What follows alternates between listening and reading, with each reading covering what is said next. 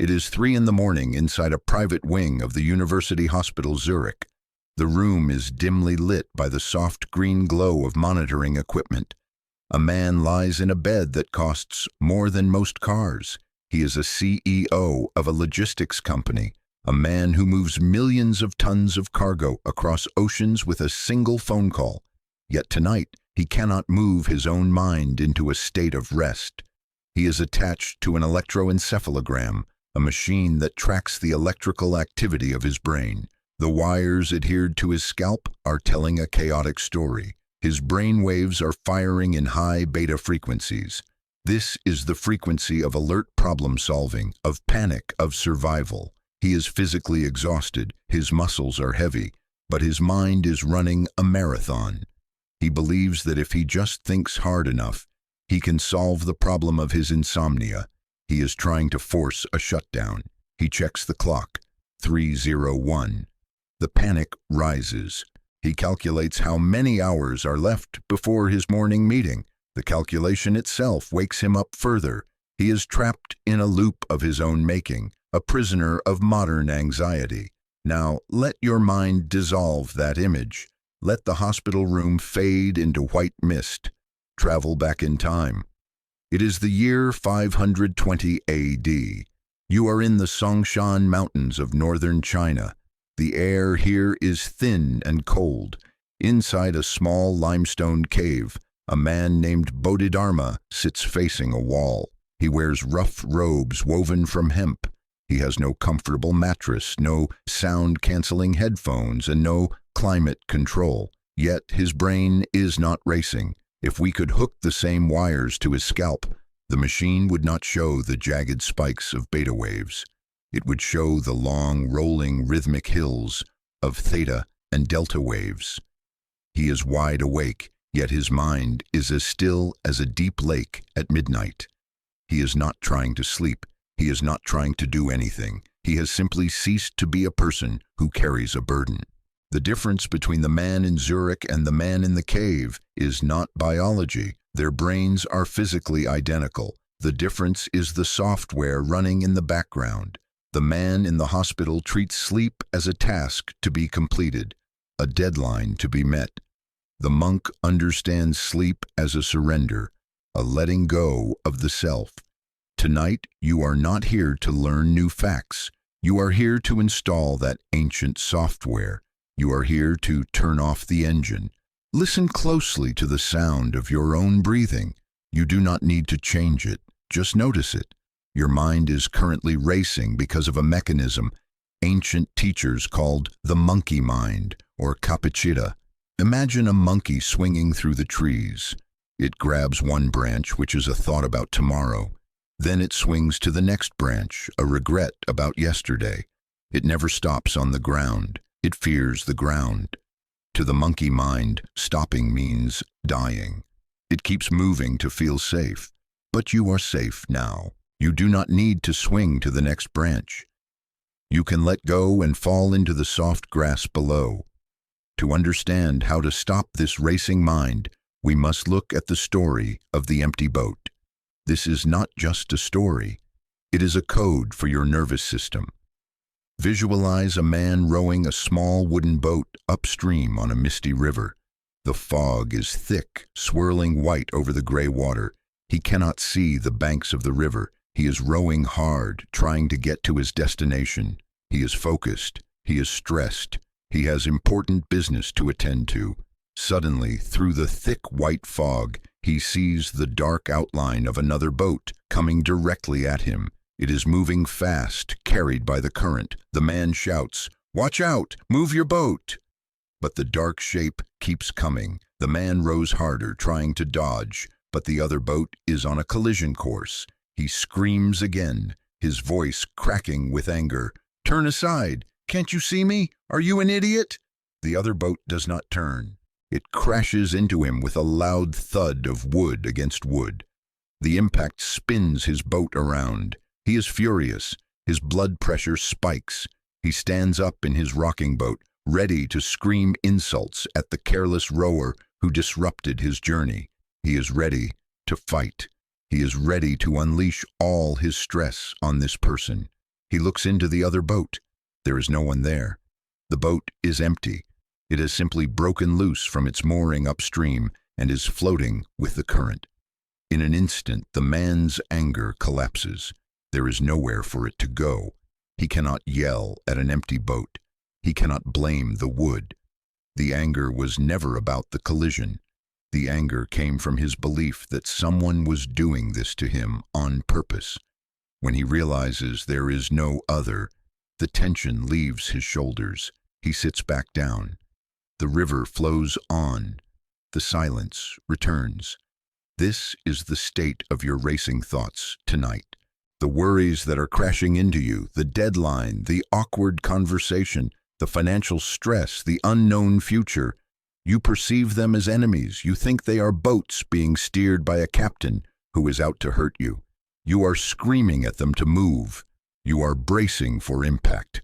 This bracing keeps your jaw tight and your heart rate elevated. You are fighting a war in your sheets. But the truth is, every single one of those problems is an empty boat. They are just events floating downstream, carried by the laws of cause and effect. There is no one inside them trying to ruin your night. The conversation that went wrong? An empty boat. The email you are dreading? An empty boat. They are just drifting wood. When you understand this, the fight leaves your body. You stop rowing against the current. You realize that you do not need to steer right now. You can lay the oars down inside the boat. You can lie back and look up at the sky. Feel your body right now. Notice if you are holding the oars. Are your hands clenched? Is your forehead furrowed as if you are squinting through the fog? Let the oars go. Hear the wooden clatter as they drop to the bottom of the boat. You are no longer responsible for the direction of the vessel. The river knows where it is going. The river of sleep is pulling you gently towards the ocean of rest. The man in Zurich believes he is the captain. He believes if he stops steering, he will crash. The monk in the cave knows he is a passenger. He knows the river is older and wiser than he is. Tonight, be the passenger. As you lie there, imagine the fog lifting slightly. The water is calm. The empty boat that hit you has drifted away, disappearing into the mist downstream. It is gone. You are alone on the water. The gentle rocking of the boat matches the rhythm of your breath, in and out, rocking left, rocking right. There is nothing to solve here.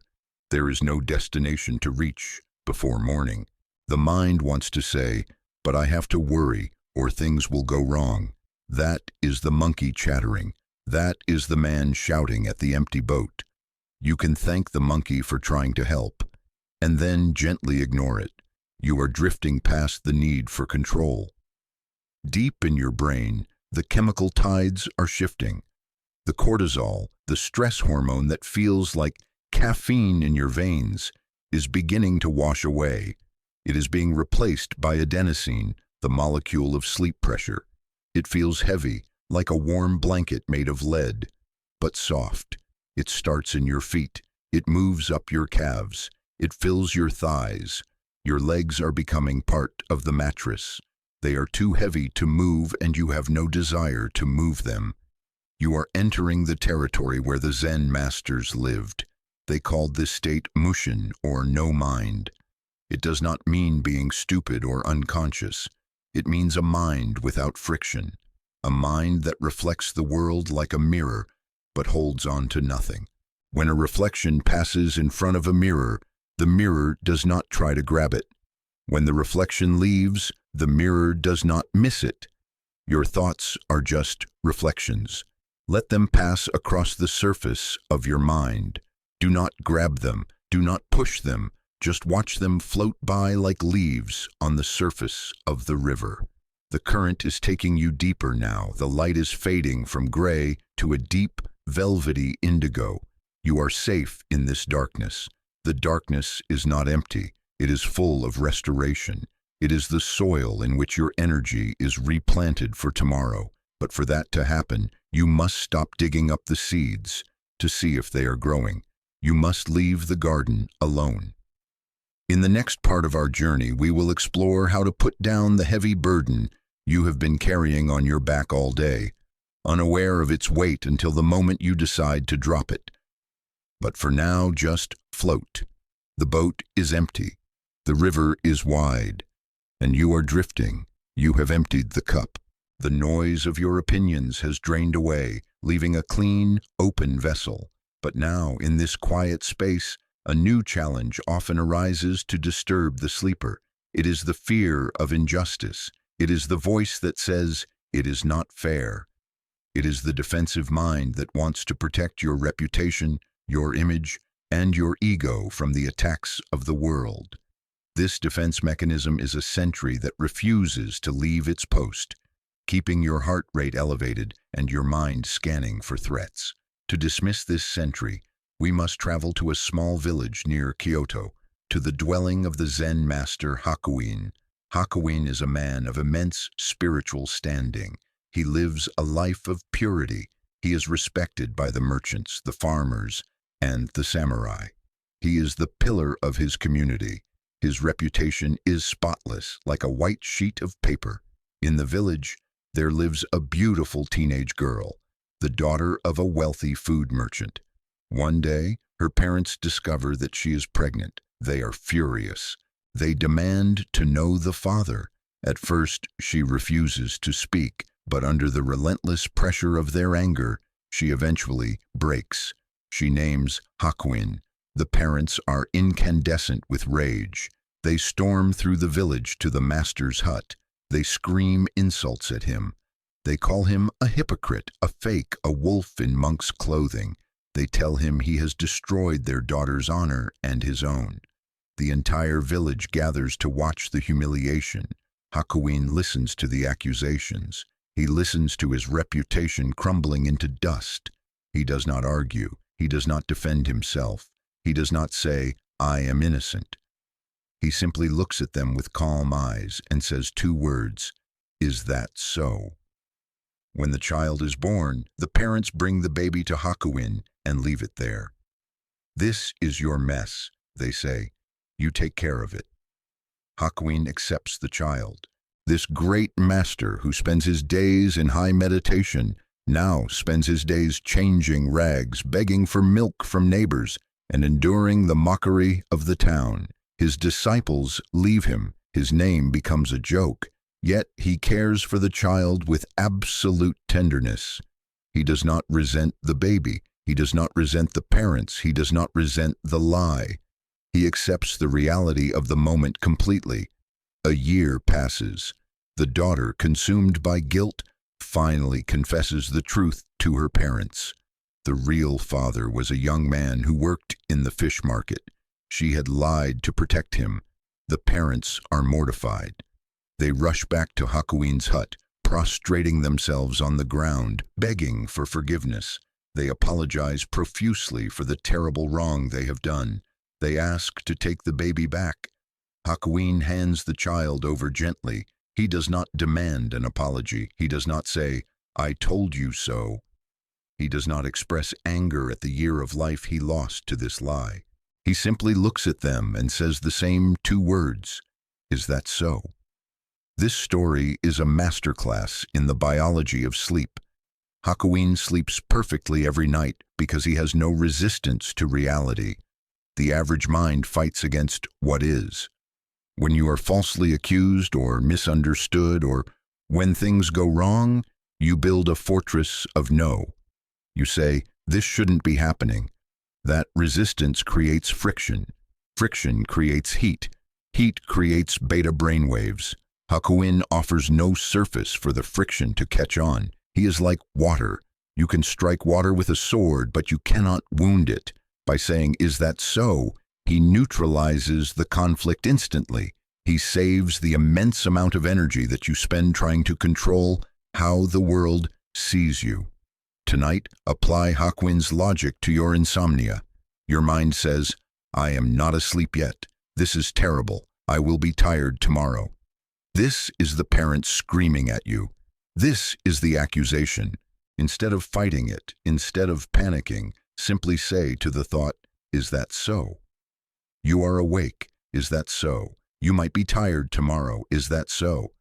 By accepting the worst-case scenario, you remove its teeth. When you stop fighting the fact that you are awake, you relax. And when you relax, you fall asleep. The paradox of the night is that you only get what you stop desperate wanting. Acceptance is the key that locks the door against the world. Now that the ego is undefended, we must deal with the fear of time itself. The racing mind is often racing against the clock. It is obsessed with the past that cannot be changed and the future that has not arrived. To cure this temporal sickness, we look to the story of the tiger and the strawberry. Visualize a man walking across a high, desolate plateau. Suddenly, he encounters a tiger. The beast roars, a sound that vibrates in the man's chest, primal and terrifying. The man runs. He runs until he comes to the edge of a precipice. Below him is a sheer drop of 1,000 feet to a rocky seabed. Behind him is the tiger. With no other choice, the man swings himself over the edge, clinging to a thick vine that is rooted in the rock face. He hangs there, suspended between heaven and earth. Above him, the tiger snarls, pacing the edge, waiting for him to climb up. Below him, the jagged rocks wait for him to fall. He is trapped. As he hangs there, his muscles burning, he notices 2 mice scuttling out of a small hole in the cliff. One mouse is white, the other is black. They represent day and night, the passage of time. They begin to gnaw on the vine he is holding. He watches the fibers snap one by one. The timeline of his life is being eaten away.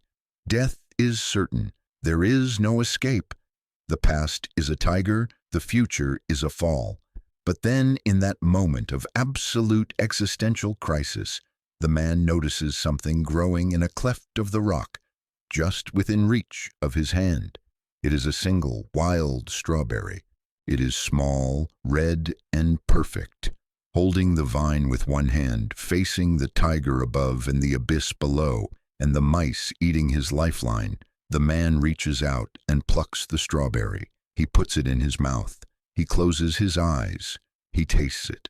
How sweet it tasted, he says. This is not a story about giving up.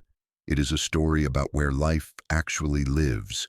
The tiger is your past, the mistakes, the trauma, the regrets.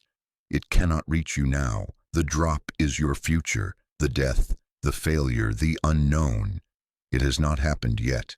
The mice are the clock ticking on your bedside table, but the strawberry is the present moment.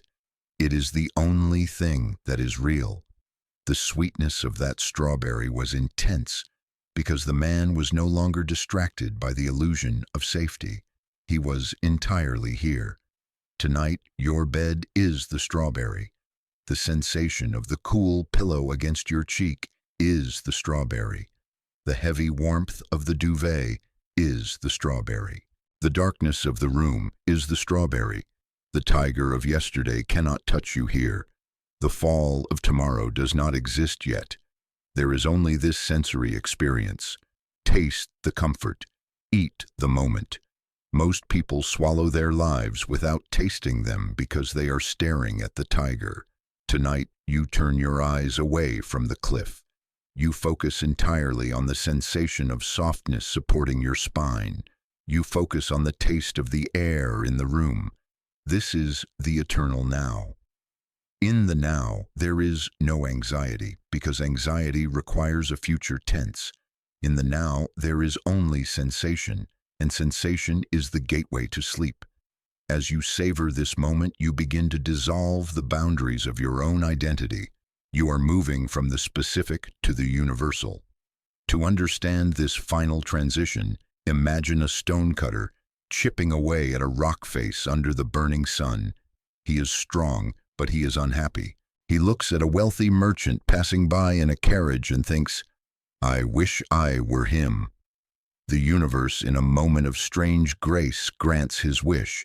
He becomes the merchant. He has power and luxury, but soon he sees a high official carried in a sedan chair, feared by all. He becomes the official. Then he sees the sun scorching the earth, more powerful than any official. He becomes the sun. He burns with glory, but then a storm cloud covers him, blocking his light. He becomes the cloud. He rains down floods, but the water hits a rock and flows around it. The rock does not move. The rock is stronger than the cloud. He becomes the rock. He feels immovable, eternal, powerful. Then he hears a sound. Chink, chink, chink. He feels a chisel chipping away at him. He looks down and sees a stonecutter. The circle is closed. The racing mind runs in circles of envy and desire, always wanting to be something else, somewhere else. It thinks, if I were richer, I would sleep. If I were calmer, I would sleep. But the stonecutter was the most powerful thing all along. He just didn't know it. You are the stonecutter. You are the rock. You are the cloud. You are the sun. You are everything and nothing. The desire to be someone who sleeps well is the very thing keeping you awake. You do not need to become anything else. You are already complete. You are already at the destination. The seeking is over. The chisel has been laid down. Feel the solid reality of your body acting as the rock. You are immovable. The storms of thought may rain on you, but they just flow off your surface into the ground. You do not need to react to the weather. You are the mountain. Deep inside the mountain, it is cool, dark, and silent. The surface may be weathering, but the core is untouched by time. Withdraw your consciousness into that core. Leave the surface. Leave the skin. Go deep into the bone, into the marrow, into the atomic silence that holds you together. The man in Zurich, checking his watch, is still trying to become the official, the sun, the cloud. He is exhausting himself with transformation. You have stopped changing. You have stopped becoming. You are simply being. And in that state of pure being, the brain acknowledges that the hunt is over. The survival mechanisms power down. The beta waves flatten into the long, slow ocean swell rhythm of theta. The chemistry of the brain shifts into the final gear. The logic centers go dark. The language centers disconnect. The narrative is ending. The strawberry has been eaten. The cup is empty. The boat is drifting, and you are safe. You have stripped away the burden of the past, emptied the cup of opinion, and tasted the strawberry of the present moment. Now we must address the architecture of your identity itself. The racing mind often keeps you awake because it is terrified of losing what it believes belongs to it. It counts its assets. It counts its achievements. It counts its worries as if they were treasures that must be guarded through the night. To dismantle this fear of loss, we travel to the slopes of Mount Kugami in historic Japan, to the solitary hut of the Zen hermit Ryokan. Ryokan is a man who has chosen to live with absolutely nothing. His hut is small, barely large enough for a sleeping mat. The roof leaks when the spring rains come. The walls are thin, allowing the wind to whisper through the cracks. He possesses no furniture, no money, no title, and no reputation. He is a ghost to the world of commerce, yet he is the most solid man on the mountain. One evening, Ryokan returns to his hut after a long walk in the forest gathering roots. The moon is full, hanging like a lantern of white jade in the black sky, illuminating the path with a light so clear it seems to purify the ground it touches. When he enters his dwelling, he finds a disturbance. A thief has broken in. The thief is a desperate man, rummaging frantically through the empty corners of the hut. He is overturning the simple wooden bowl. He is shaking the sleeping mat. He is looking for gold, for silk, for anything of value that he can sell in the village below. But there is nothing. The hut is empty. The thief is becoming angry, his desperation turning into aggression. He feels cheated by the poverty of the hermit. Ryokan stands in the doorway, blocking the moonlight. He does not scream. He does not fight. He feels a deep wave of compassion for the intruder. He sees not a criminal, but a man suffering from the delusion that he needs things to be whole. Ryokan speaks softly. You have come a long way to visit me, and you should not return empty-handed. The thief freezes, confused.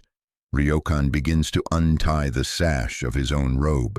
He slips the garment off his shoulders. He folds it neatly. He stands there, naked in the cool night air, offering his only possession to the man who came to rob him. Please, Ryokan says, take my clothes as a gift. The thief is bewildered. He snatches the robes and flees into the darkness, running down the mountain path, escaping the scene of his own shame. Ryokan is left alone. He sits down naked on the hard floor of his hut. He looks out through the open window. The thief has taken his clothes, but he has left the window unblocked. Ryokan looks up at the sky. The moon is blazing with a brilliance that hurts the eyes. It fills the small room with silver light. Ryokan smiles a smile of absolute contentment. He writes a haiku that has survived for centuries. The thief left it behind. The moon at my window. This story is the antidote to the anxiety of possession. You lie in bed tonight surrounded by your possessions. You are in a house you own or rent. You are surrounded by objects you have worked for. Your mind is cataloging these things, protecting them, planning how to get more. This is the thief rummaging in the dark. But the lesson of Ryokan is that the only thing of real value, the moon, the light of consciousness, the peace of the present moment, cannot be stolen, it cannot be bought, it cannot be insured. It is always there, waiting for the clutter to be removed so it can be seen. Tonight, you are Ryokan. The bed sheets are the robes you are willing to give away. The titles you hold at work are the robes. The image you have of yourself as a success or a failure is the robe. Take them off, hand them to the thief of the night. Let him run away with them. You do not need them where you are going. Sleep is the state of ultimate poverty and therefore ultimate freedom. In sleep, you own nothing, you control nothing, you are nothing, and because you are nothing, you are everything. You are the open window, you are the moonlight. Notice how your body feels when you stop defending your territory. The muscles in your lower back release their guard. The stomach unknots. You are not protecting a fortress, you are sitting in an empty hut, watching the light. The less you hold on to, the heavier your eyelids become. You are safe because there is nothing left to take. We move now from the emptiness of possession to the precision of effort. One of the greatest paradoxes of insomnia is that the harder you try to sleep, the further sleep retreats. You chase the butterfly, and it flies away. You lie still, and it lands on your shoulder. To understand the physics of this effort, we look to the story of Sona and the sitar. Sona was a disciple of the Buddha, a man of intense determination. Before becoming a monk, he was a musician, a master of the sitar. As a monk, he applied the same intensity to his meditation that he once applied to his music. He walked until his feet bled. He stayed awake for days. He strained every fiber of his being to achieve enlightenment, but his mind remained agitated, scattered, and awake. He was exhausted, frustrated, and ready to quit. The Buddha came to visit Sona. He did not ask about his meditation, he asked about his instrument. Sona, the Buddha asked, when the strings of your sitar were too loose, could you produce a beautiful sound? Sona shook his head. No, master. If the strings are too loose, there is no tension, no vibration. The sound is flat and dead. The Buddha nodded. And when the strings were wound too tightly, could you produce music then? Sona sighed. No, master. If the strings are too tight, they screech. They are under too much stress, and if you play them, they snap. The Buddha smiled. So it is with the mind. Too much energy results in restlessness. Too little energy results in lethargy. You must tune your effort to the middle way. Not too tight, not too loose. Just right. You are Sona tonight. Your mind is the string. For the last few hours, you have been winding the peg, tightening the wire. You have been saying, I must sleep, I have to sleep. You are pulling the string so tight it is vibrating at a frequency of anxiety. It is about to snap. You cannot play the music of rest on a string this tight. But you also cannot simply collapse into apathy. You must find the middle zone. This is the zone of gentle attention. It is the feeling of holding a small bird in your hand, not so tight that you crush it, not so loose that it flies away. Visualize the tuning pegs of your own nervous system. They are located in your jaw, your shoulders, your hands. Focus on the jaw. It is likely clenched, tuned too high. Imagine a hand slowly turning the peg counterclockwise. Feel the tension drop. The note becomes lower. The vibration slows down. Focus on the shoulders.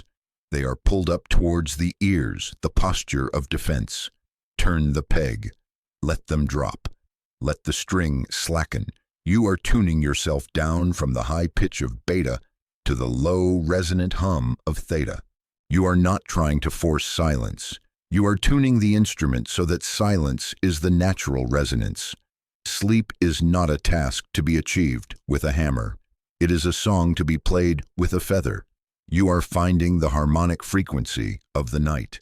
The string is loosening. The vibration is slowing, but often the mind keeps racing because it is addicted to judgment. It labels every event as good or bad, fortune or misfortune. This constant labeling requires enormous energy. To save this energy for sleep, we must learn the logic of the old farmer. In a village on the northern border of China, there lived an old man named Sai Weng. He owned a magnificent horse, an animal of strength and beauty. One day, the horse jumped the fence and ran away into the barbarian territories. The neighbors came to commiserate. "What terrible luck," they said. "You have lost your most valuable possession." Sai Weng looked at them calmly and said, "Maybe. We'll see." A week later, the horse returned, but it was not alone.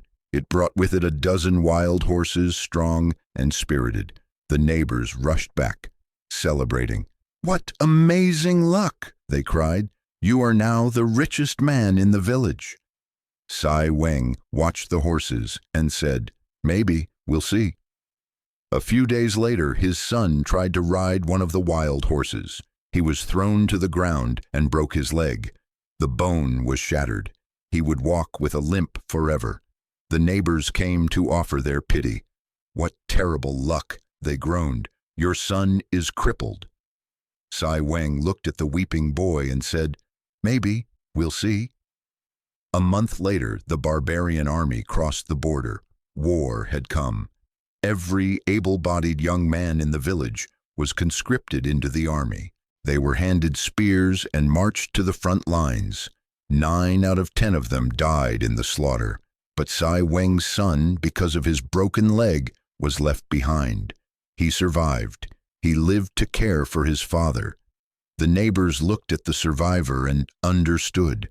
The story has no end because the chain of cause and effect has no end. The racing mind keeps you awake because it is trying to freeze time and judge your current situation. You are lying in bed thinking, being awake is bad. If I am tired tomorrow, that is bad. If I mess up the presentation, that is bad. You are the neighbors. You are crying over the lost horse.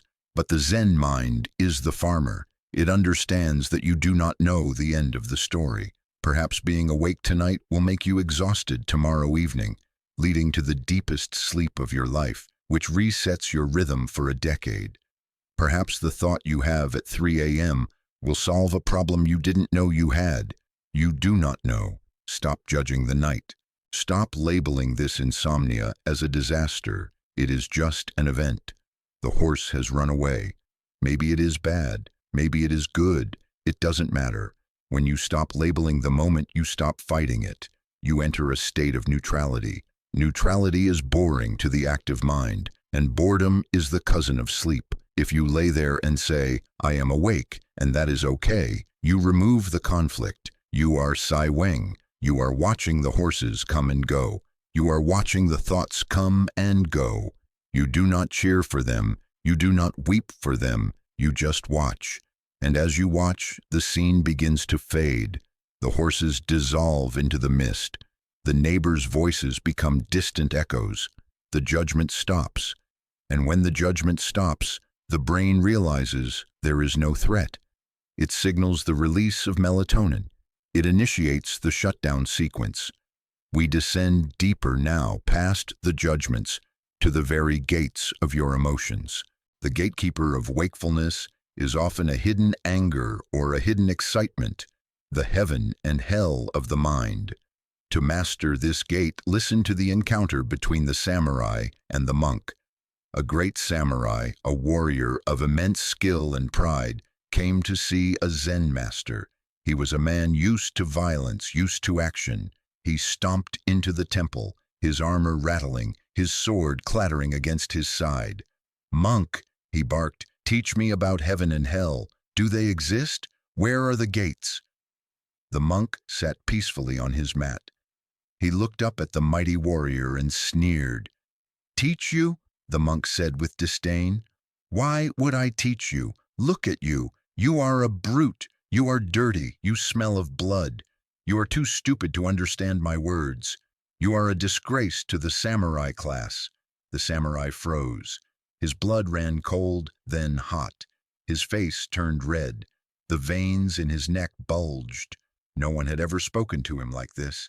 He was insulted to the core of his being. Without thinking, his hand flew to the hilt of his sword. He drew the blade in a flash of steel, raising it to strike the monk's head from his shoulders. He was ready to kill. He was consumed by rage. Just as the sword reached the top of its arc, the monk looked him in the eye and said softly, "That is the gate of hell." The samurai paused. The blade hung in the air. In a split second, he understood. Hell was not a place under the earth. Hell was here. Hell was the adrenaline coursing through his veins. Hell was the loss of control. Hell was the racing heart and the red mist of anger. He realized the monk had risked his life to show him this truth. The samurai was overcome with awe. He sheathed his sword. His posture softened. He bowed low, touching his forehead to the floor in a gesture of profound gratitude and humility. He felt peace wash over him like cool water. The monk smiled and said, "And that is the gate of heaven. This is the map of your nervous system. Heaven and hell are not geographic locations. They are biological states. You have the power to open either gate right now. When you lie in bed thinking about a person who wronged you, or a system that is unfair, you are drawing the sword. You are entering the gate of hell. Your body responds with heat, with tension, with beta waves. You are preparing for a battle that is not happening, but you also have the power to sheath the sword. The moment you realize, I am doing this to myself, you can choose to bow. You can choose gratitude for the warmth of the bed. You can choose gratitude for the safety of the room. Feel the hilt of the sword in your hand. It is heavy. It is your anger, your frustration, your need to be right. Acknowledge it. Now visualize yourself slowly sliding the steel back into the scabbard. Click. The lock engages, the weapon is put away. You do not need to fight tonight. You are the samurai bowing. You are entering the gate of heaven. Heaven is simply the absence of the fight. It is the parasympathetic nervous system taking control. It is the slowing of the breath. It is the cooling of the skin. The gates are closing behind you. You are inside the temple now. The world of swords and battles is outside. Here there is only the smell of incense and the sound of silence. Finally, we arrive at the edge of the ultimate ocean. The final barrier to sleep is the fear of dissolution, the fear that if you let go completely, you will cease to exist. This is the ego clinging to its shape. To dissolve this fear, we watch the conversation between the wave and the ocean. Imagine you are a small wave on the surface of a vast, dark ocean. You are traveling towards the shore. You are high, you are foaming, you are distinct. You look ahead and see the other waves crashing against the rocks, disappearing into foam. You are terrified. You think, my God, this is terrible. Look what is going to happen to me. I am going to crash. I am going to disappear. I will be nothing. You suffer. You tremble. You try to hold yourself up. You try to stop moving, but the wind drives you forward. Then a larger, older wave comes along behind you. It sees your fear. Why are you so sad? The big wave asks. Because I am going to crash, you cry. All of us are going to crash, don't you see? We are going to end. The big wave smiles the smile of the deep water. No, it says. You are not understanding. You are not a wave. You are part of the ocean. In that moment of realization, your fear vanishes. You understand that the wave is just a temporary form that water takes. When you crash, you do not die. You simply become wet. You return to the source. You return to the depth. You are not losing yourself. You are finding your true magnitude. Tonight, you are the wave. The racing mind is the foam on the top, frantically trying to maintain its shape.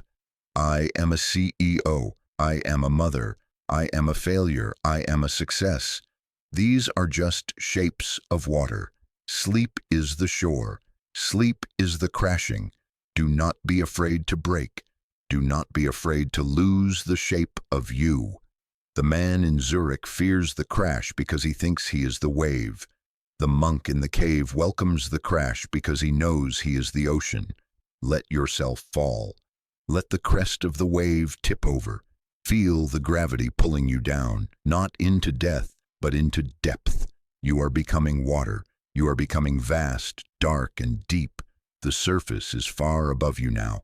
The sunlight is gone. The noise of the wind is gone. There is only the slow, rhythmic pulse of the deep currents. You are not a person trying to sleep. You are sleep itself. You are the ocean, and the ocean is at peace. We have reached the point in the night where logic becomes a barrier.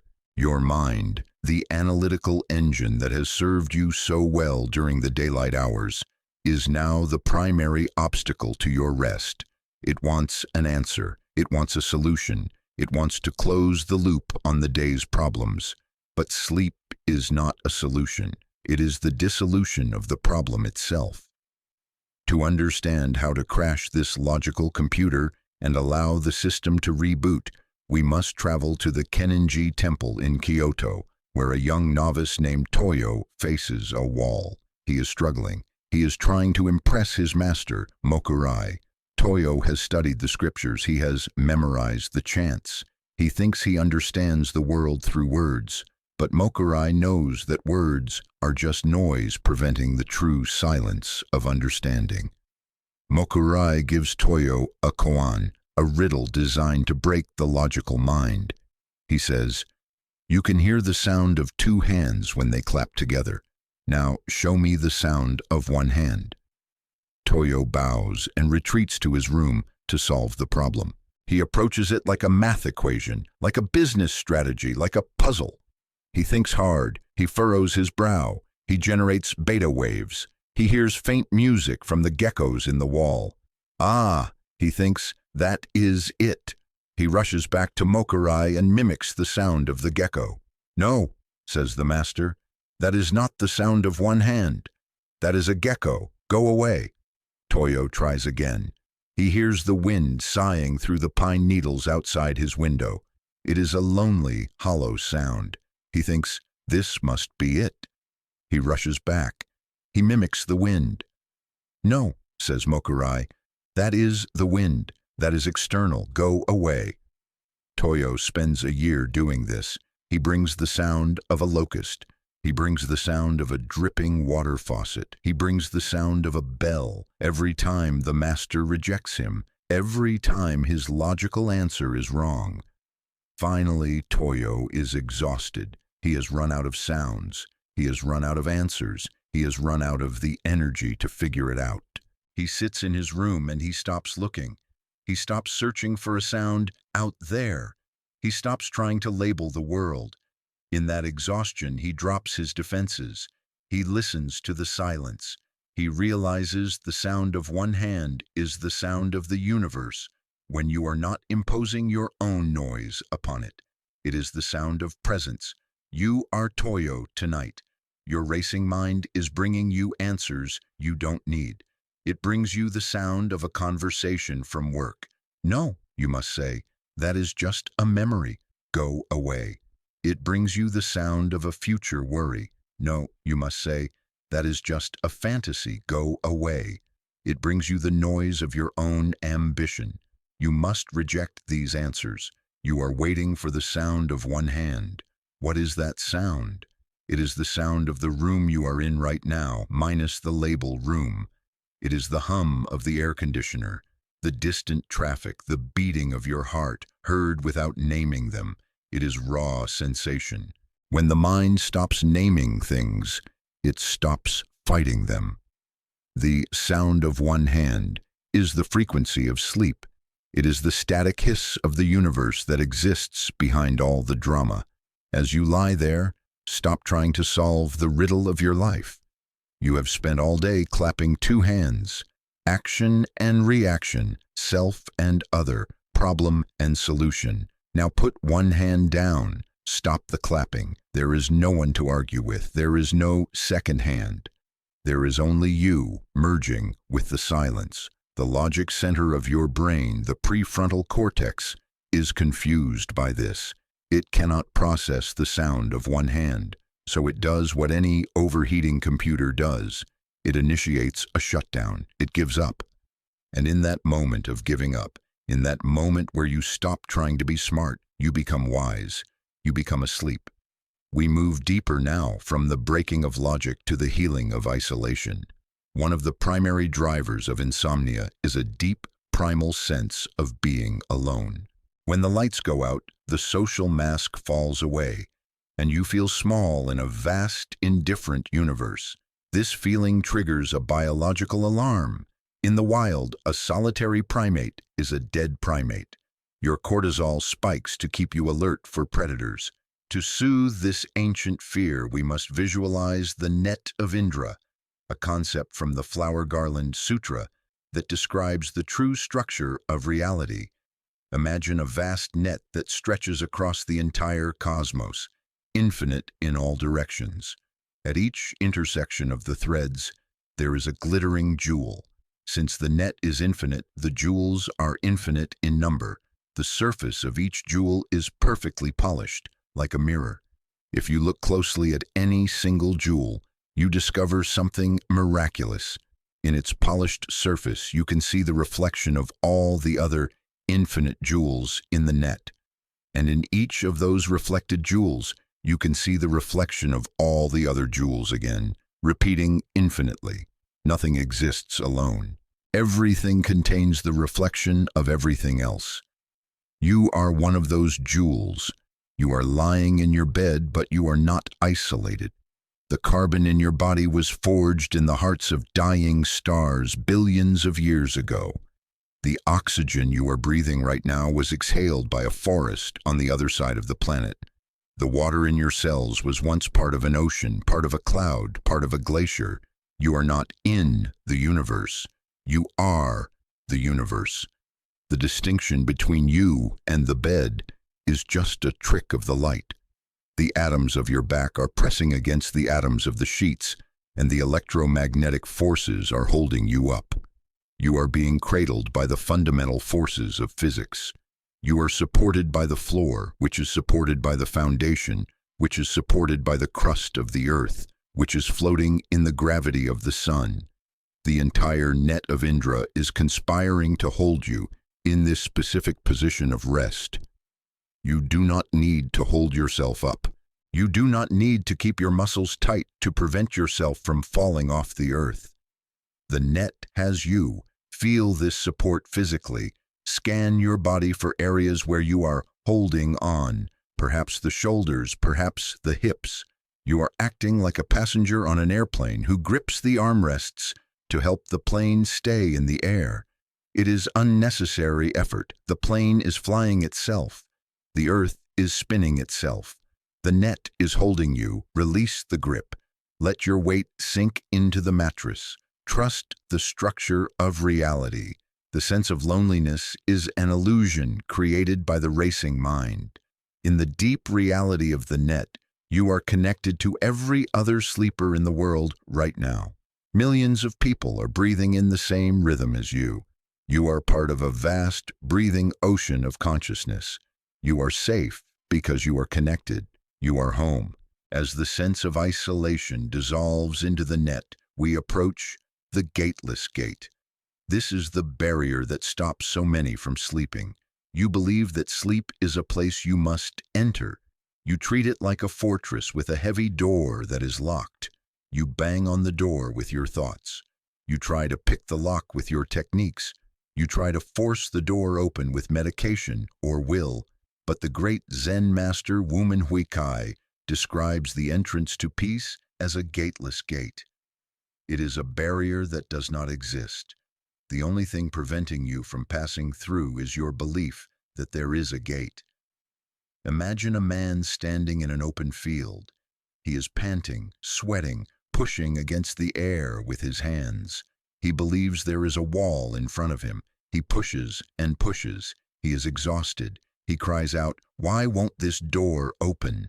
A passerby watches him. There is no wall. There is no door. The man is simply pushing against his own tension. If he stopped pushing, he would fall forward into the grass. Sleep is not a place you go to. It is the place you remain when the going stops. You are currently doing wakefulness. You are actively maintaining the state of being awake through the micro movements of your attention. You are focusing on the clock. You are focusing on the temperature.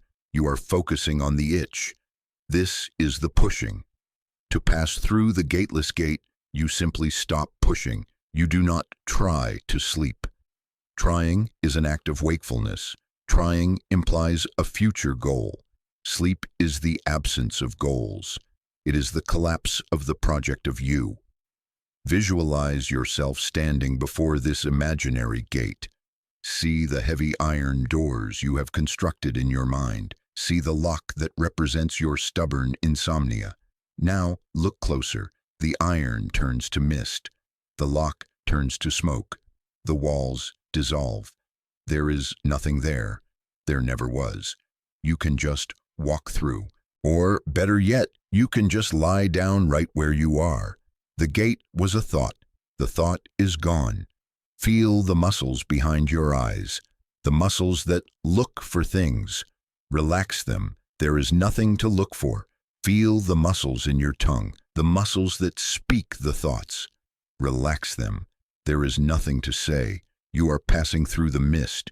You are moving from the world of solid objects and hard barriers into the world of fluid, dark, open space. The gateless gate is behind you now. You didn't open it. You didn't climb it. You just realized it wasn't there. You are free to drift in the open fields of the subconscious. Now that we have passed the gate, we must return to our original nature. In the philosophy of the Tao and Zen, there is a concept called Pu, or the uncarved block. This represents the state of pure potential, simple and honest, before it is carved by the demands of society. Imagine a block of raw wood. It has no name. It is not a spoon. It is not a bowl. It is not a statue of a god. It is just wood. It is simple. It is heavy. It is real, because it has no specific shape. It has no specific function to perform. It does not need to be useful. It does not need to be beautiful. It just is. During the day, you are a carved block. Society has whittled you into a specific shape. You are a manager. You are a partner. You are a problem solver. These shapes have sharp edges. They are fragile. They can be chipped or broken. Maintaining these shapes requires enormous energy. You have to constantly polish your image, defend your function, and prove your utility. This is why you are tired. This is why the mind races. It is the sound of the carving knife trying to refine your shape even while you lie in bed. But the night is the time to return to the uncarved block. In the dark, nobody can see your shape. You do not need to be a manager in the dark.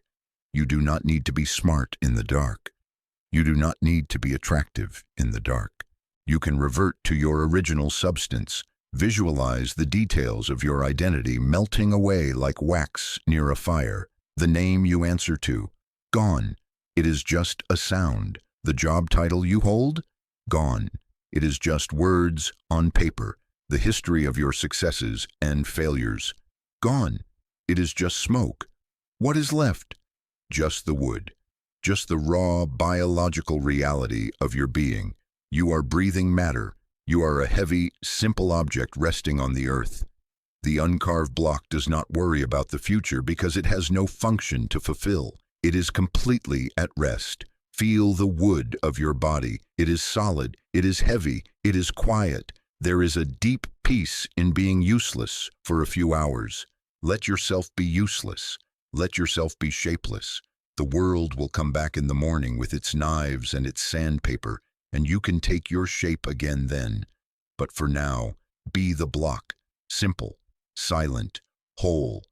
This return to simplicity triggers the parasympathetic nervous system, the vagus nerve, which connects your brain to your heart and gut, senses that the performance is over. It signals the heart to slow down. It signals the digestion to rest. It signals the muscles to unclench. The armor of identity falls to the floor. You are returning to the factory settings of the human organism. You are rebooting to the state before anxiety was installed. You are the uncarved block resting in the center of the silent forest. The wind blows around you, but you do not move. You are grounded. You are ancient. You are asleep. You are now resting as the uncarved block, simple and shapeless. Yet, even in this state of simplicity, the mind can sometimes send a final, desperate signal of resistance. It is the resistance to not doing. Our culture is obsessed with action, with productivity, with way. But the Taoist sages taught the supreme power of Wu Wei, effortless action, or doing nothing. To understand this, we must look not at a human, but at nature itself. Consider the grass growing outside your window. Does the grass strain to grow? Does it wake up at 3 a.m., worrying if it will be tall enough? Does it hold meetings? It simply drinks the rain and the sun, and it grows. It achieves everything by doing nothing. Now consider the river. It encounters a massive boulder in its path. Does the river stop and argue? Does it tense up and try to smash the rock? Does it get angry? No. It flows around it. It yields. And by yielding, it continues its journey to the ocean. It overcomes the hardest obstacle by being the softest substance. This is the power of water. This is the power of Wu Wei.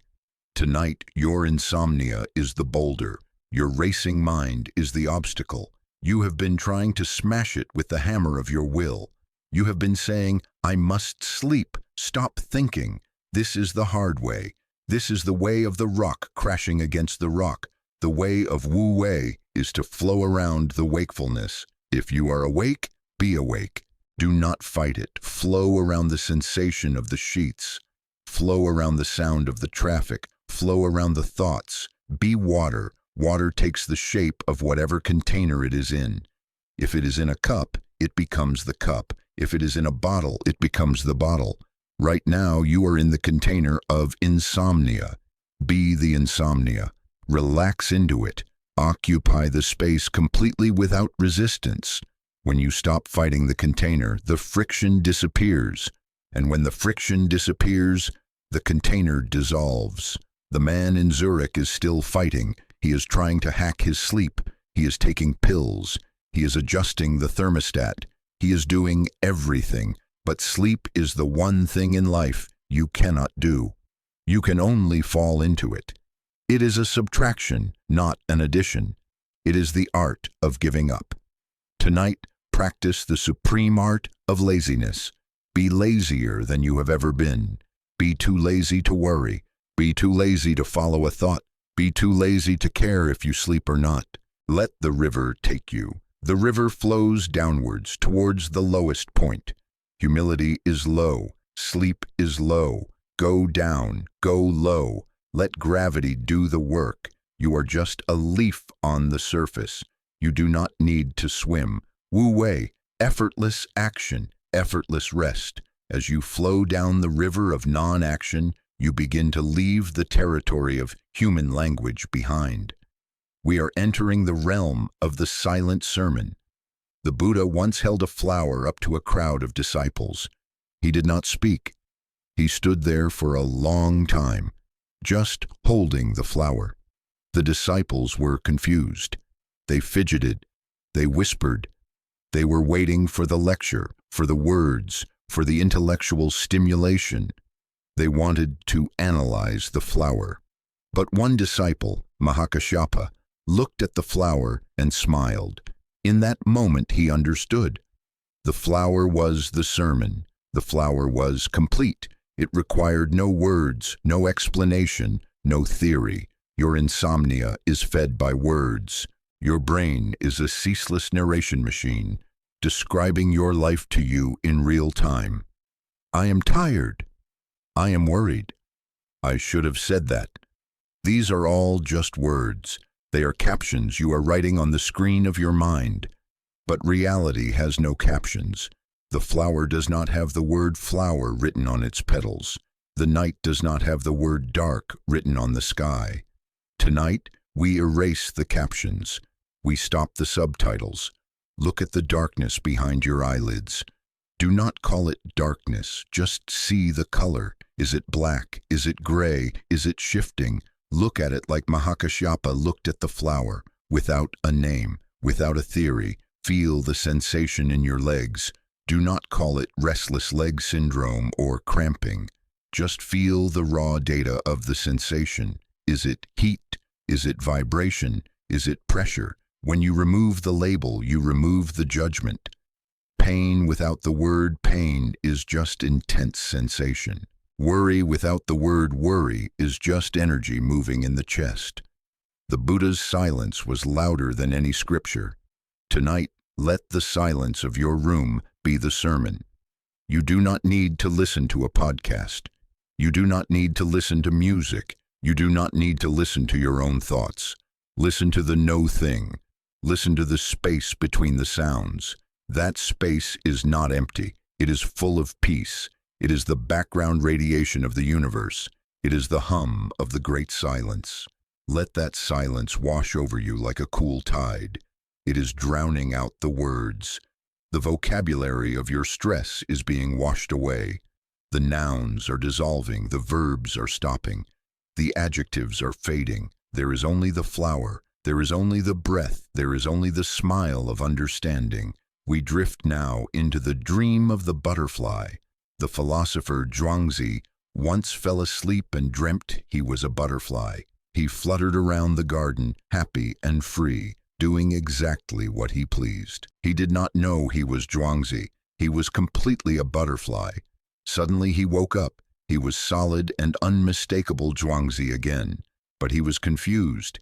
He asked himself, am I Zhuangzi who dreamt he was a butterfly? Or am I a butterfly dreaming I am Zhuangzi? This question dismantles the rigidity of your waking identity. You take your life so seriously.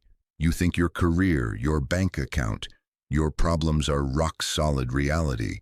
You think they are the only truth. But Zhuangzi reminds us that this reality might just be a long, vivid dream. If life is a dream, then the problems in it are dream problems. The monsters chasing you are dream monsters. They cannot actually hurt you. When you realize you are dreaming, you become lucid. You stop running from the monster and turn to face it. You realize it is made of your own mind. Tonight, play with this idea. Imagine that the you who is lying in bed, the you with a name, a social security number, and a history, is just a character being dreamt by a vast cosmic butterfly. The butterfly is floating in a star-filled void. dreaming up the story of a person lying in a bed in 2023. The problems you are obsessing over are just plot points in the butterfly's dream. They feel real, just like the dream felt real to Zhuangzi, but they have no substance. This shift in perspective creates distance. It creates a buffer zone between you and your anxiety. If this is a dream, the stakes are lower. If this is a dream, you can relax. You can play. You can fly. Feel the lightness of the butterfly wings. You are not the heavy, solid person anchored to the mattress by gravity and responsibility. You are the flighty, ephemeral consciousness that can drift anywhere. You are hovering above the bed. You are hovering above the house. You are hovering above the city. The lights below are just patterns in the dream. The noise is just the soundtrack. You are free. The question, am I Zhuangzi or the butterfly, does not need an answer. The uncertainty is the freedom. In the space of not knowing, you find the space of rest. The final anchor keeping us from the deep ocean is the illusion of separation between inside and outside. We think our thoughts are inside our heads, safe and private, and the world is outside, chaotic and public. We build a wall of skin and skull to keep them apart. But the Zen masters teach that the mind and the world are not two. Non-duality. Imagine a bell hanging in the temple. When the monk strikes the bell, where is the sound? Is it in the metal? Is it in the air? Is it in the ear? Is it in the brain? It is in none of them, and all of them. The striking, the vibrating, the traveling, and the hearing are one single event. You cannot separate the listener from the sound. Tonight, you are lying in bed, listening to the world. Maybe a car drives by. Maybe the house settles with a creak. Maybe you hear your own breath. You think, I am here and the sound is there. Collapse that distance. Realize that the sound is happening as you. You are the car driving by. You are the wind in the trees. You are the darkness in the room. There is no inside and outside. There is just one continuous field of experience. When you dissolve the boundary, you stop defending the fortress. You realize the walls of the castle are made of mist. You let the world in. You let the sound of the traffic drive right through your chest. It doesn't hurt, it's just vibration. You let the darkness fill your skull.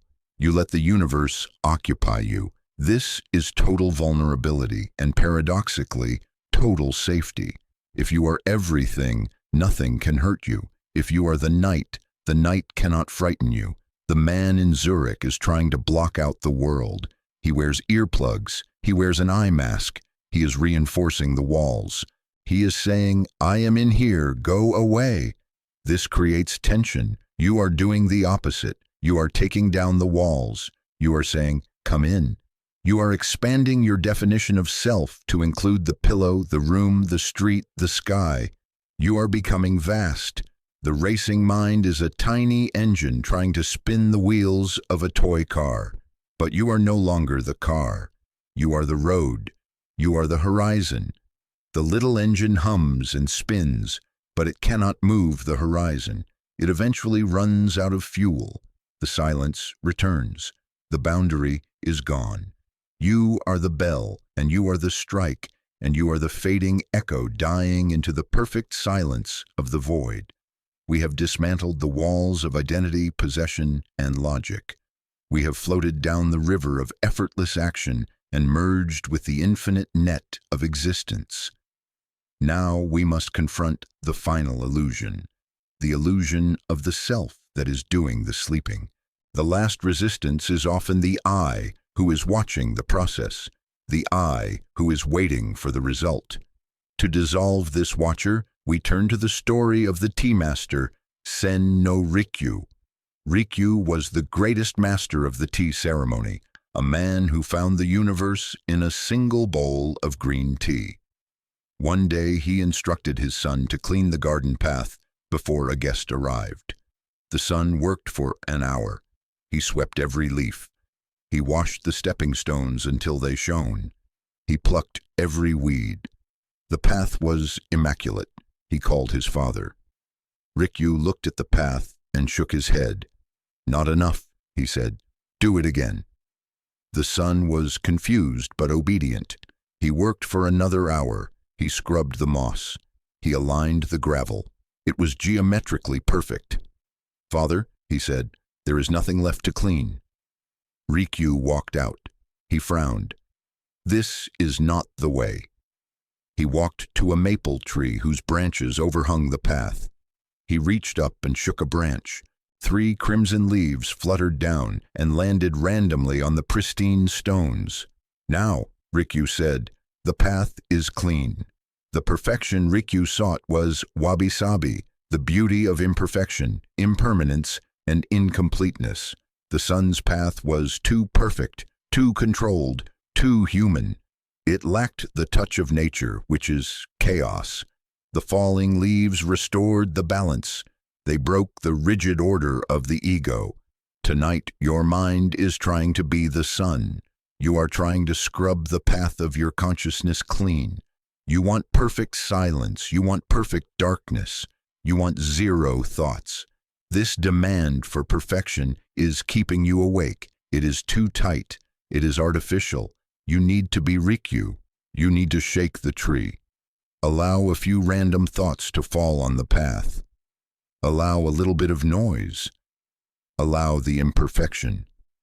When you say, I must have a perfect night's sleep, you create a standard you cannot meet.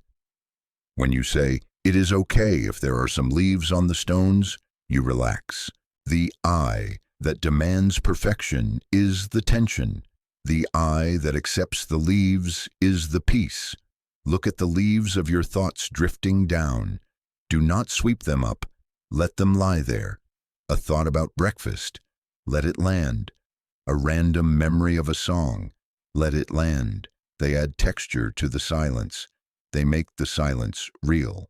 The perfect sterility of the hospital room in Zurich is cold and dead. The mossy, leaf-strewn path of the tea garden is alive and restful. Walk the imperfect path. It leads to the tea house of sleep. As we walk this path, we encounter the phenomenon of thinking not thinking. The great swordsman Yagyu Munenori taught the concept of mushin, no mind, to the shogun. He explained that when a swordsman focuses on his enemy's sword, he is trapped by the sword. When he focuses on his own sword, he is trapped by his own sword. When he focuses on winning, he is trapped by the desire. Where should the mind go? Nowhere. It should flow through the entire body, settling nowhere, abiding nowhere. This is the state of the floating mind. Imagine a ball floating on a swift river. The current pushes it, and it spins. It moves left. It moves right.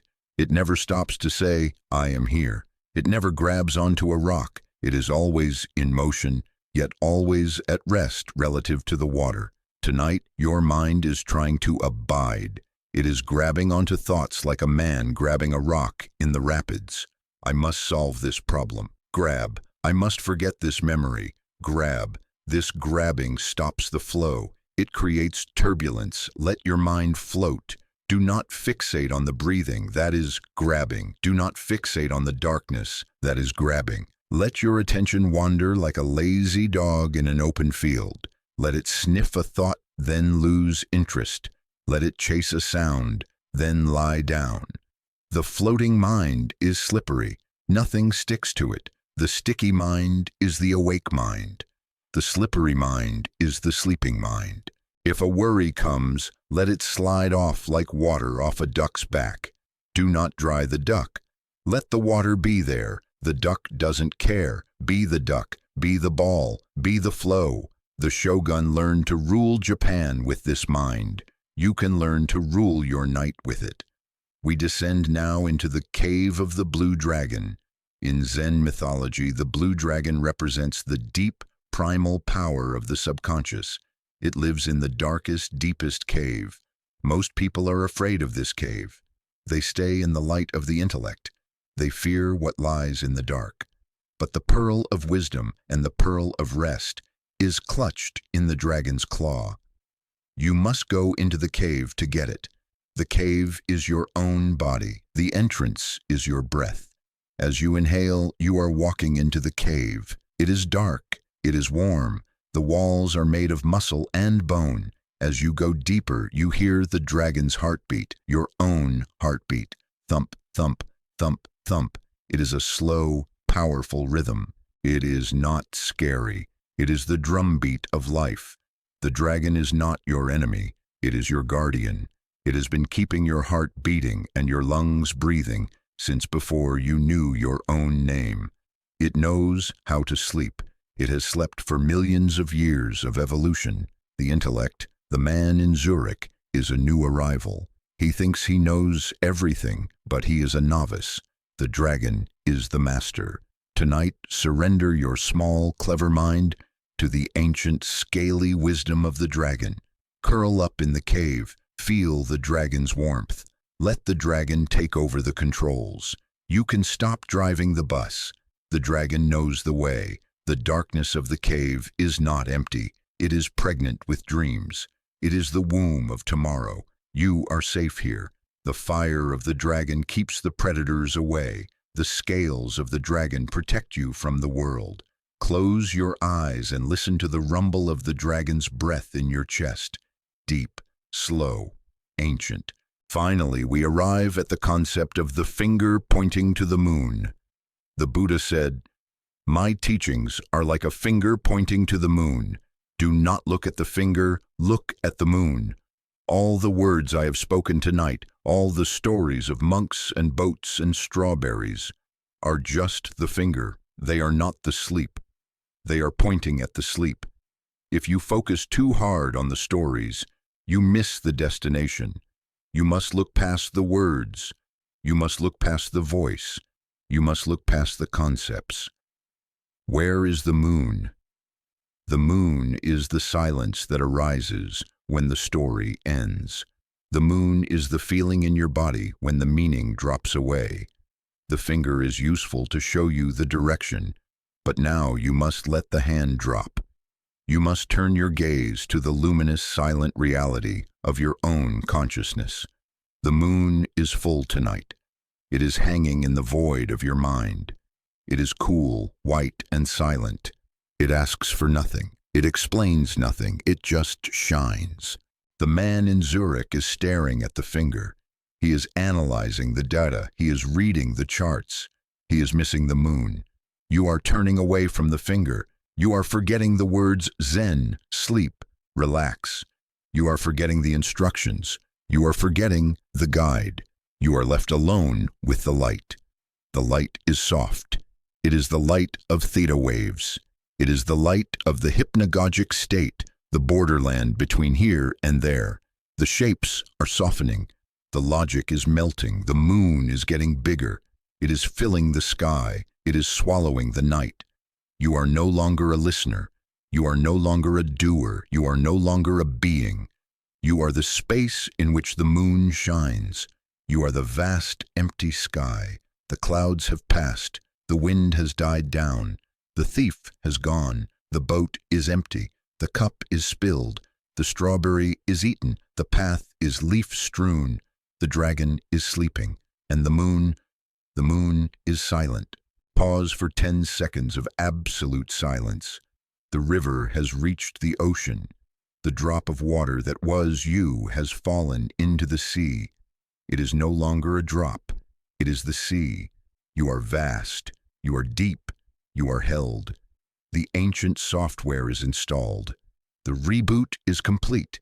The system is powering down. The lights in the hospital room in Zurich have gone out. The monk in the cave has closed his eyes. The world is turning without your help. It will be there when you wake up. But for now, for this eternity of a moment, there is only the drift.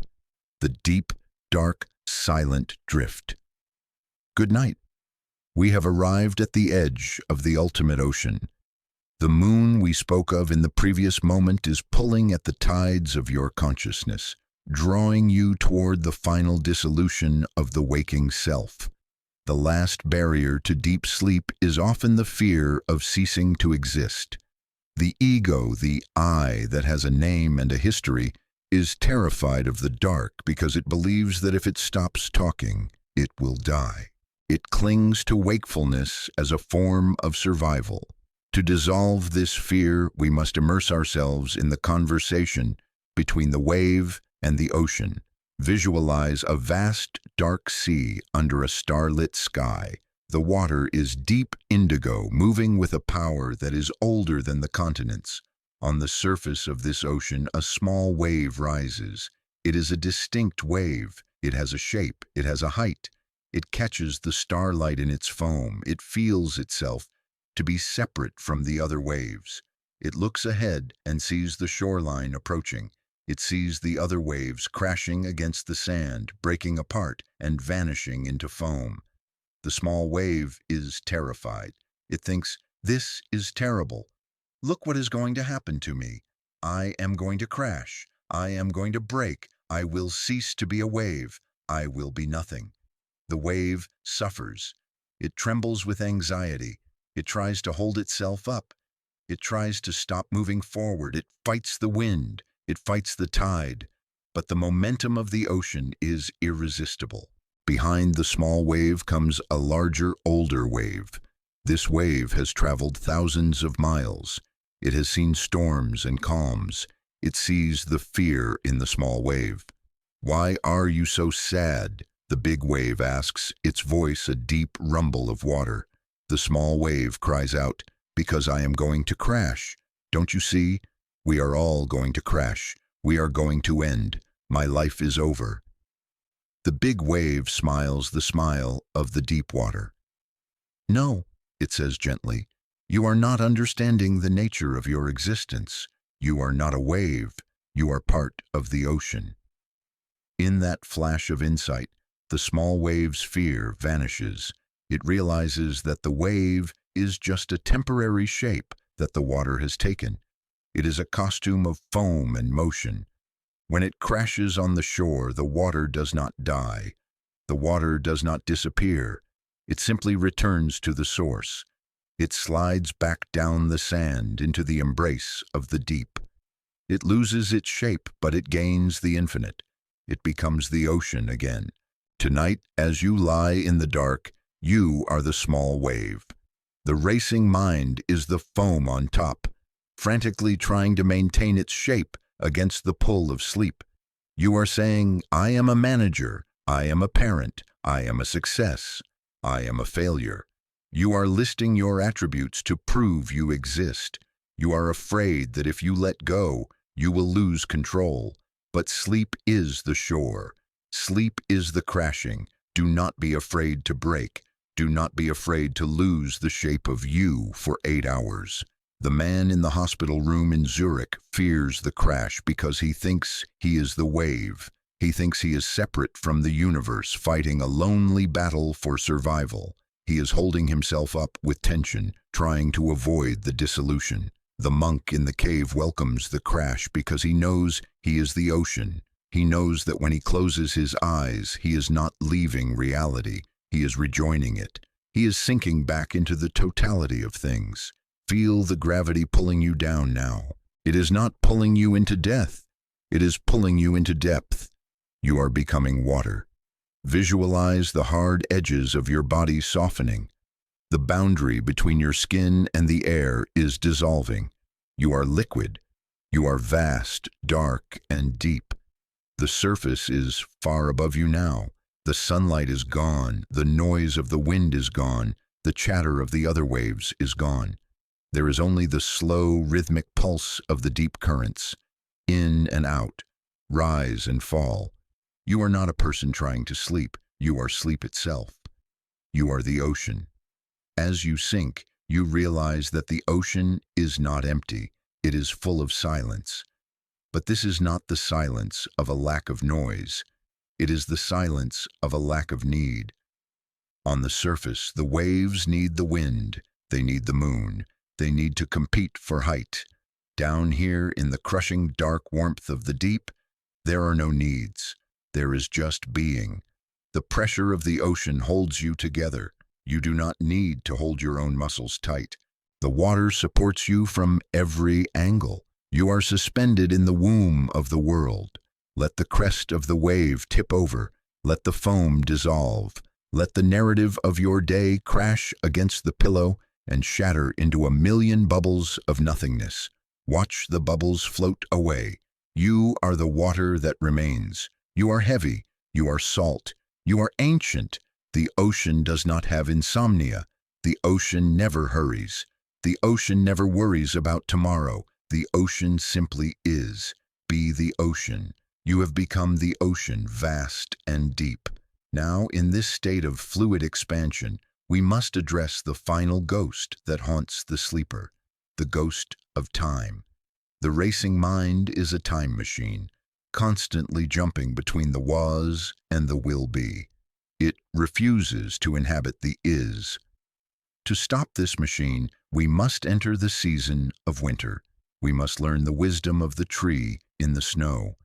Visualize a great ancient oak tree standing in a field in the dead of winter. The ground is covered in a thick blanket of snow, white and silent. The sky is a pale steel gray. The air is motionless and biting cold. The tree has no leaves. It has stripped itself bare. In the summer, the tree was busy. It was a factory of photosynthesis. It was pumping water, growing leaves, fighting for sunlight, hosting birds, dropping acorns. It was productive. It was doing. But now it is winter. The tree has shut down. It has withdrawn its sap from the branches down into the deep roots buried under the frozen earth. It looks dead to the outside world. It is stark and empty, but it is not dead. It is performing the most important work of its life. It is resting. It is regenerating. It is waiting. The tree does not resist the winter. It does not try to grow leaves in January. It does not say, I am wasting time. I should be growing. It understands the cycle. It understands that without the dormant period, there can be no spring.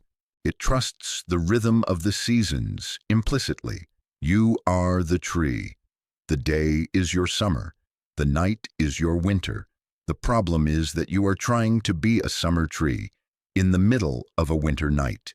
You are trying to keep your leaves, your thoughts, your plans, your active identity green and growing. You are trying to photosynthesize in the dark.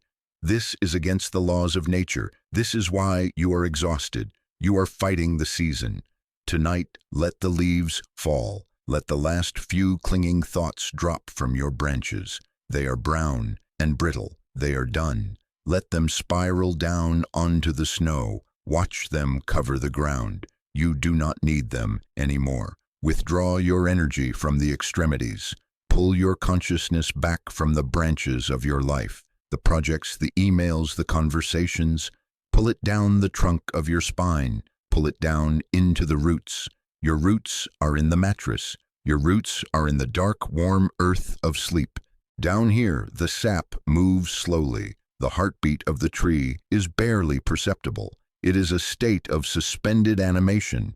The cold wind blows through your empty branches, but you do not feel it. You are deep underground. You are safe in the dark. This biological shutdown is not a failure. It is a requirement. Nature dictates that for every expansion, there must be a contraction. For every inhale, there must be an exhale. For every waking, there must be a sleeping. You have inhaled all day. You have expanded all day. Now you must exhale. You must contract. You must return to the root. Feel the stillness of the winter field. The snow absorbs all sound. There is no traffic. There is no bird song. There is just the white silence. The air is pure and clean.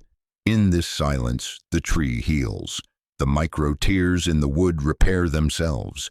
The energy stores are replenished. But this only happens because the tree has stopped trying to do anything else. It has surrendered to the season. The man in Zurich is afraid of the winter. He keeps the lights on. He keeps the heat up. He tries to create an artificial eternal summer. He burns himself out. The monk in the cave wraps his robe around him and becomes the winter. He slows his heart. He cools his blood. He merges with the ice and the stone. Tonight, do not fear the cold, dark silence of the mind. It is the winter that saves you. It is the rest that restores you. Be the bare wood. Be the deep root. Be the snow. The spring will come when it comes. You do not need to force it. You only need to sleep. We now begin the return journey. We are closing the circle. The ancient stories have done their work. The metaphors have deactivated the alarms. We travel back through the mist of centuries, leaving the snow-covered field, leaving the deep ocean, leaving the tea garden. We return to where we began, to see if the prophecy of the empty boat has come true.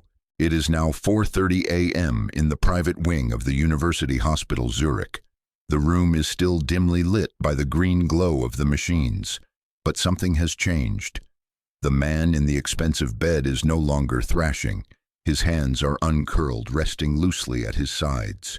His jaw is slack. His breathing is deep, rhythmic, and heavy, creating a small fog of condensation in the cool air of the room. He is no longer the CEO. He is no longer the captain. He is the uncarved block. Look at the monitor beside his bed. The jagged red spikes of the high beta waves, the chaotic signature of the racing mind, are gone. They have been replaced by long, slow, rolling hills of blue light. These are delta waves, 0.5 to 4 hertz. This is the frequency of deep, restorative sleep. This is the frequency of the cave. The technology of 2023 is finally confirming the wisdom of 520 AD. The man has not solved his problems. He has not finished his work. He has not fixed the world. He has simply stopped carrying the boat. The software of the Zen stories has overwritten the malware of his anxiety. The connection between his prefrontal cortex, the worrying center, and his amygdala, the fear center, has been temporarily severed. He is floating in the void of Mu. He is safe. And because you have walked this path with him, step by step, story by story, your readout is identical to his. You may not have an EEG machine hooked to your scalp, but your body knows the truth. Your heart rate has synchronized with the slow rhythm of the ocean we visualized. Your body temperature has dropped to match the winter tree. Your muscles have melted like the wax of the identity we dissolved. The prediction we made at the beginning has come to pass. The conscious mind, the you that started this journey, has largely drifted away. What is left listening to these words is the subconscious, the deep, receptive mind that learns while you rest. This is the convergence. The monk in the cave opens his eyes in the dark, smiles and closes them again, entering samadhi. The man in Zurich sighs in his sleep, a sound of pure relief. And you, lying in your bed, are the bridge between them. You have combined the comfort of the modern world with the wisdom of the ancient world. You have nothing left to do. The bridge is built. The crossing is over. You are on the other side. The empty boat has floated past you. You didn't yell at it. You didn't steer. You just watched it go. And now the river is empty. The fog has lifted to reveal nothing. Just a vast, peaceful expanse of water reflecting the moon. This is the state you have been seeking. It was not something you had to find. It was something you had to reveal by removing the noise. The noise is gone. The signal is clear. The signal is sleep. We are at the final descent. The journey is complete. The stories are finished. There are no more metaphors to parse. There are no more lessons to learn. There is only the drop. You are standing at the edge of the velvet abyss of sleep. It is soft, inviting, and safe. It is time to let go of the last thread of awareness. Listen to the sound of my voice. It is growing distant like a bell ringing in a valley far below you. It is becoming part of the wind. You do not need to understand the words anymore. You only need to follow the vibration down. down into the roots, down into the ocean, down into the cave. I am going to count you down from 10 to 1. With each number, you will disconnect one of the final 10 cables holding you to the waking world. You will feel a physical sensation of heaviness doubling with each number. You are sealing the practice. You are locking in the peace. 10. The cable of vision disconnects. The muscles behind the eyes relax completely. The darkness becomes three-dimensional. It wraps around you like a soft, heavy quilt. You are no longer looking. You are seeing the void. 9. The cable of sound disconnects. The noises of the house fade into the background. They are no longer signals. They are just texture. The silence ringing in your ears is the sound of your own nervous system calming down. 8. The cable of speech disconnects. The tongue falls away from the roof of the mouth. The throat opens. The internal monologue, the voice that has been talking to you all day, finally runs out of breath. It whispers, "Hush," and goes silent. 7. The cable of time disconnects. The concept of tomorrow evaporates. There is no morning. There is no alarm clock. There is only this eternal stretching now. You are outside of time. 6. The cable of identity disconnects. The name you call yourself drifts away. You are just a biological entity, a breathing organism, safe and warm. You are the uncarved block. 5. The cable of memory disconnects. The past is a book that has been closed and put on a high shelf. You cannot reach it from here. It is gathering dust. You are free from the story of your life. 4. The cable of ambition disconnects. You have nowhere to go. You have nothing to achieve. You are already there. The destination is here. The prize is rest. 3. The cable of the body disconnects. You can no longer feel the boundaries of your skin. You are melting into the bed. You are heavy, sinking through the mattress, sinking through the floor, floating in space. 2. The cable of fear disconnects. The last knot of tension in your stomach unties itself. A warm wave of golden relief washes through your gut. You are safe. You are held. You are protected. 1. The final cable disconnects. The cable of the will. You stop trying to sleep. You simply stop. You surrender. You fall. 0. You are floating in the great silence. You have learned the way of the Zen masters. You have stopped the mind from racing. This power is now yours. It resides in your subconscious. Every time you listen to this, the path will become clearer. The path of the tea garden will be easier to walk. The boat will be emptier. You are building a sanctuary that you can return to every single night. You are a traveler who has come home. The door is shut. The fire is lit. The storm is outside. You are safe. You are wise. You are asleep. Presage. In the morning, you will wake with a clarity you haven't felt in years, the first sign that your mind has permanently shifted gears. Subscribe to this channel to keep this gateway open. Return to the cave whenever the world becomes too loud.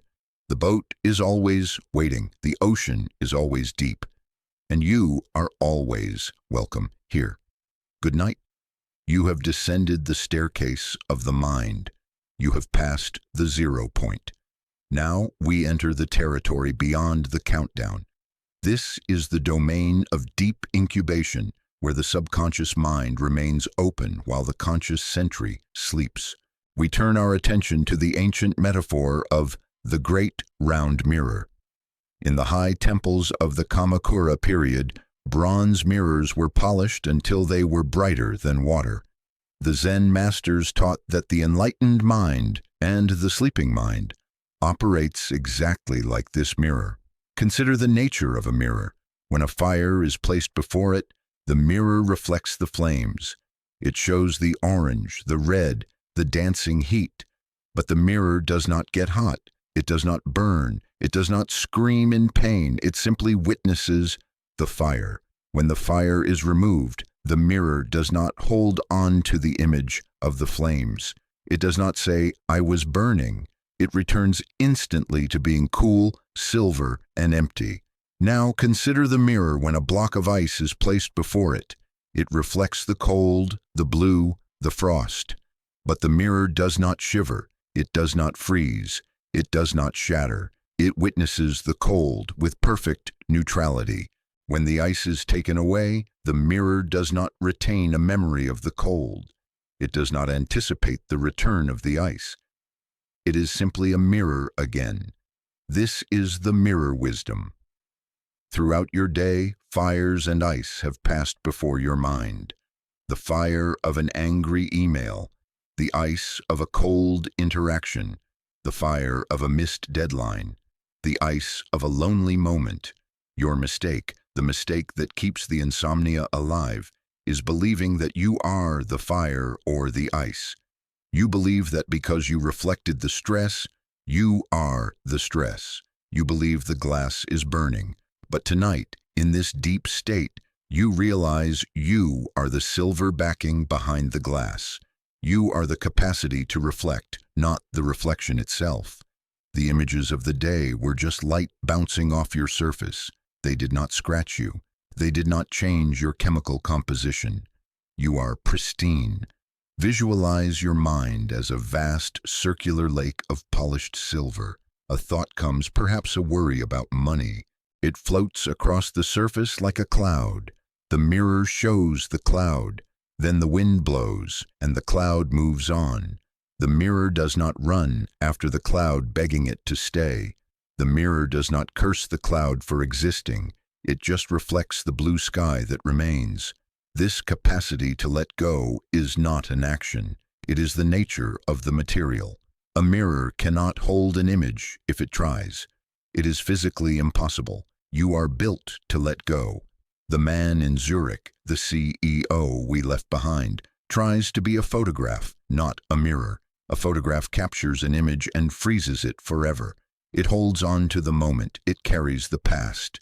He is trying to sleep with a photo album of his problems pressed against his eyes. You are putting down the album. You are becoming the glass. Notice how cool the surface of your mind feels when you stop trying to grab the reflections. It is smooth.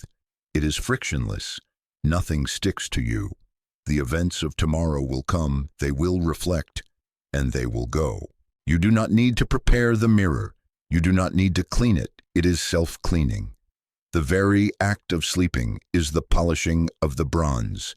As you lie there, imagine that with every slow exhale, you are breathing condensation onto the mirror of your mind. A soft white mist covers the glass. For a moment, even the capacity to reflect is obscured. The world disappears into a gentle white fog.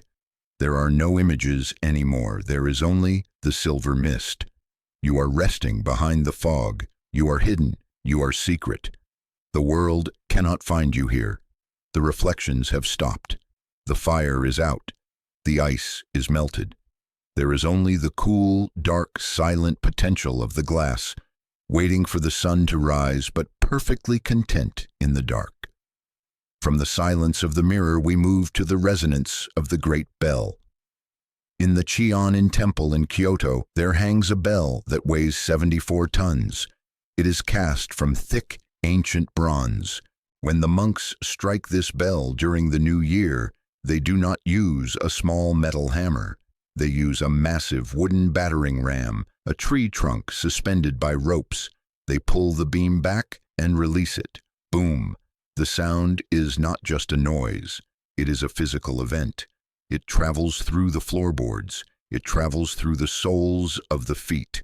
It vibrates in the chest cavity. It is a sound so deep it feels like the earth itself is speaking. But the lesson of the bell is not in the strike. It is in the fade.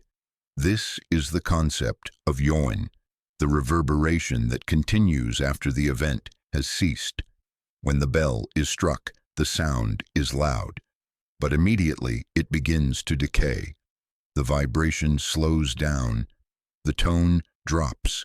It gets quieter and quieter and quieter. It merges with the sound of the wind. It merges with the sound of the crickets. Finally, it merges with the silence. The transition from sound to silence is seamless.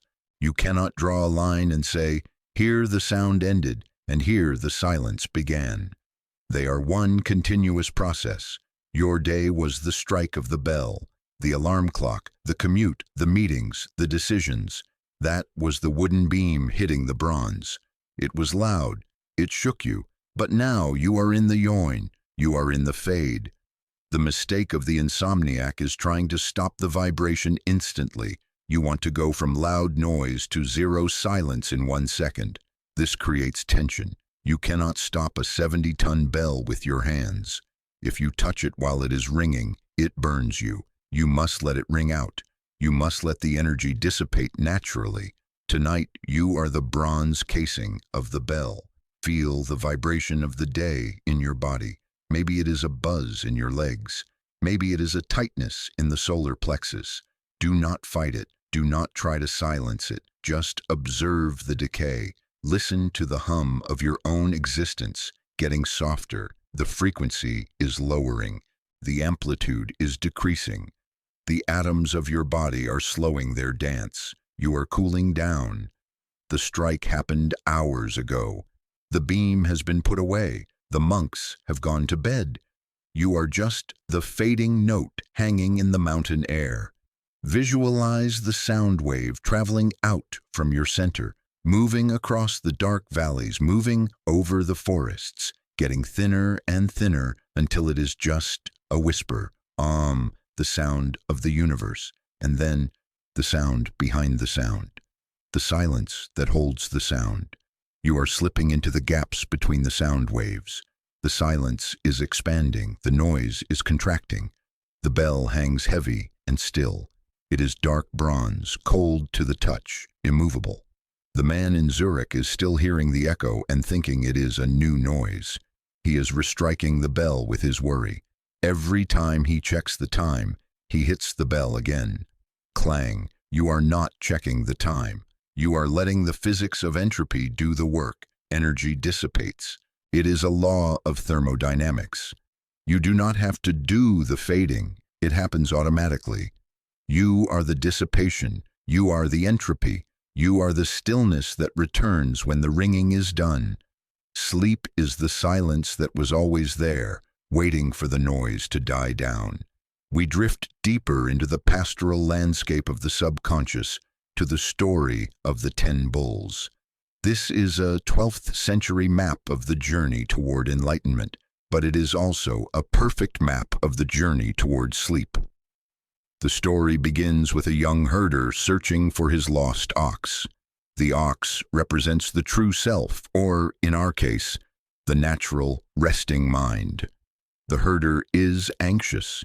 He is pushing through the tall grass. He is looking for tracks. He is exhausted. He thinks the ox is lost forever. This is you at 10 p.m., searching for sleep, wondering why it has abandoned you.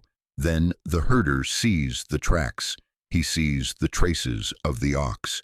He realizes that sleep is not gone. It is just hidden. He follows the path.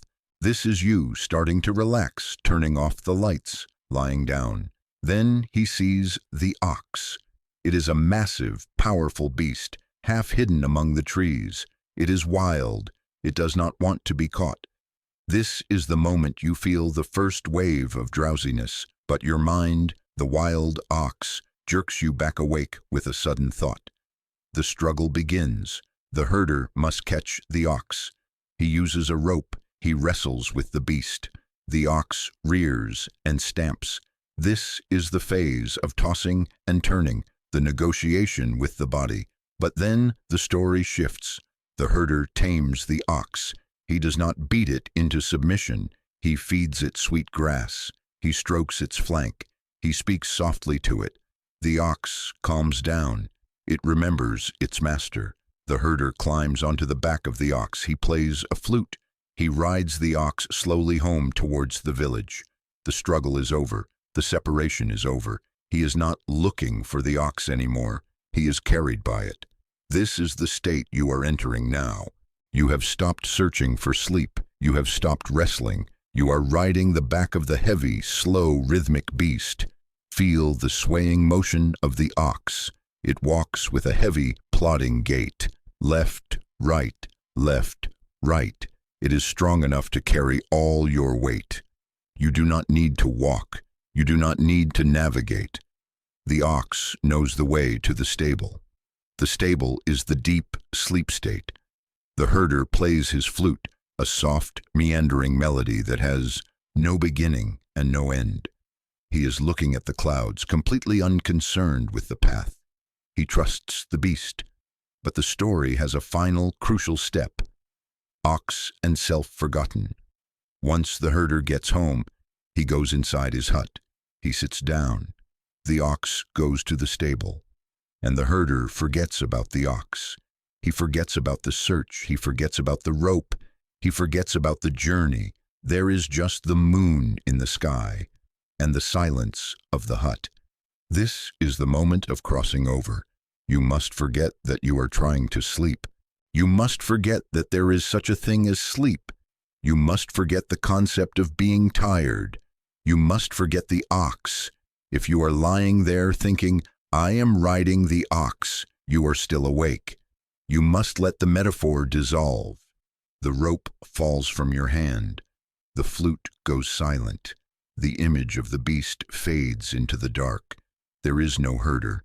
There is no ox. There is only the vast emptiness of the night. The search is over not because you found what you were looking for, but because the looker has dissolved. You are home. The hut is warm. The door is barred against the wind. The world outside the hut has ceased to exist. We move now to the parable of the burning house, a story from the Lotus Sutra that explains why the mind creates distractions to save itself. Imagine a vast, rambling mansion. It is old and decaying. Suddenly, a fire breaks out. The flames lick the walls. The pillars begin to rot. The heat is intense. Inside this burning house are children playing with their toys. They are so absorbed in their games that they do not notice the fire. They do not notice the smoke. The father, standing outside, calls to them, "Come out, the house is burning." But the children do not understand fire. They do not understand death. They only understand their game. They refuse to leave. The father, knowing he must save them, uses skillful means. He shouts, "Children, come out. I have new toys for you outside. I have bullock carts and deer carts and goat carts, jeweled and magnificent." Hearing about the new toys, the children drop their old games and race out of the burning house. When they get outside into the cool, safe air, they find that there are no carts. There is just the safety of the open field and the Father's love. They are safe, not because they understood the danger, but because they were lured away from it. Tonight, your anxious mind is the burning house. The fire is the cortisol, the stress, the loop of worry that consumes your energy. The children are your thoughts. They are obsessed with playing the game of what if. They are playing with the toys of regret and ambition. They refuse to stop playing because they think the game is the only reality. They are trapped in the heat of the beta-frequency brainwaves. The stories we have told you tonight, the Zen koans, the images of rivers and mountains, these are the new toys. They are the jeweled carts promised by the Father. We have offered your mind these stories to lure it out of the burning house of anxiety. Your mind started listening because it wanted entertainment or it wanted a solution. It ran out of the house to see the empty boat or the blue dragon. But now that you are outside, now that you have listened, you realize the trick. There are no carts. There is no dragon. There is only the cool, safe, open field of sleep. You are out of the house. Look back at the structure of your day. See the flames of stress consuming the walls of the office, the walls of the commute. Let it burn. You are not in there. You are standing in the dew-covered grass under the stars. The air here is fresh and sweet. It smells of damp earth and night-blooming jasmine. The heat of the fire cannot reach you here. You have escaped. The children, your thoughts, are sitting quietly in the grass, tired from their running. They are falling asleep one by one. The man in Zurich is still inside the house, trying to put out the fire with a cup of water. He is arguing with the flames. You have simply walked out the door. You have left the burning structure of the ego behind. You do not need to save the house. It was old anyway. Let it collapse. Let the roof fall in. When the structure of the waking self collapses, it reveals the sky. The ruins of the day are just smoking embers now. They are growing dim. The red glow is fading to gray ash. The danger is past. You are sitting in the safety of the void, watching the last sparks die out. We arrive at the final station. Chapter 30. The Circle. In Zen calligraphy, the supreme symbol is the Enso, a circle drawn with a single fluid brushstroke. It represents the beginning and the end, the fullness and the emptiness, the universe and the void. The master dips the brush in black ink. He stands before the white paper. He breathes out. Whoosh! One stroke. The circle is closed. He does not go back to correct it. He does not fill it in. He leaves it as it is, imperfect, yet complete. Your day is an Enso. It began this morning when you opened your eyes. That was the brush hitting the paper. You lived through the arc of the morning, the zenith of noon, the descent of the evening. You moved through the white space of time, and now you are closing the circle. The brush is lifting from the paper. The ink is drying. Many people cannot sleep because they leave the circle open. They think, I didn't finish. I need to do more. The line is jagged. They try to keep the brush moving. They smear the ink. But the Zen mind understands that the circle is always complete, no matter where it ends. If you did little today, the circle is complete. If you did much, the circle is complete. The paper does not judge the ink. The night does not judge the day. Visualize a great black circle suspended in the darkness behind your eyes. It is thick, textured ink. It smells of pine soot and water. Inside the circle is emptiness. Outside the circle is emptiness. The circle defines the boundary of your existence for this rotation of the earth. Now watch the circle begin to rotate. It spins slowly, clockwise. As it spins, it begins to blur. The black ink spreads. The white center expands. The distinction between the line and the space disappears. The Enso dissolves into a gray mist of pure potential. This dissolution is the great return. You are returning to the state you were in before you were born. You are returning to the factory settings of the universe. The brush has been put down. The artist has left the room. There is nothing left to draw. There is nothing left to say. The script is ending. The words are running out. The man in Zurich has finally let go of the handle. The monk has blown out the candle. The ox is asleep in the stable. The mirror is covered in mist. The bell is silent. The boat is empty. The fire is out. And you are the space where all of these things once existed. You are the morning that is yet to come. But to get to the morning, you must traverse the tunnel of the night. You are entering the tunnel now. It is warm. It is velvet. It is silent. There is no light at the end of the tunnel because you do not need light. You need the dark. Drink the dark. Breathe the dark. Be the dark. The circle is closed. The work is done. The mind is stopped. Sleep. We continue the descent. We have closed the circle of the day, but the mind is a vast territory, and there are still deeper caverns of resistance to explore and dismantle. To reach the absolute zero of consciousness, where the body repairs itself at the cellular level, we must address the physics of tension and the paradox of safety. We travel now to the ancient text of the Zhuangzi to uncover the secret of the drunkard's fall. Visualize a cart moving along a rough dirt road in ancient China. It is a wooden cart with iron-rimmed wheels bouncing violently over ruts and stones. Riding in the back of this cart is a man who is completely intoxicated. He is drunk deep of the wine of forgetfulness. He is loose. He is limp. He is not holding on to the sides of the cart. He is not bracing his legs against the floorboards.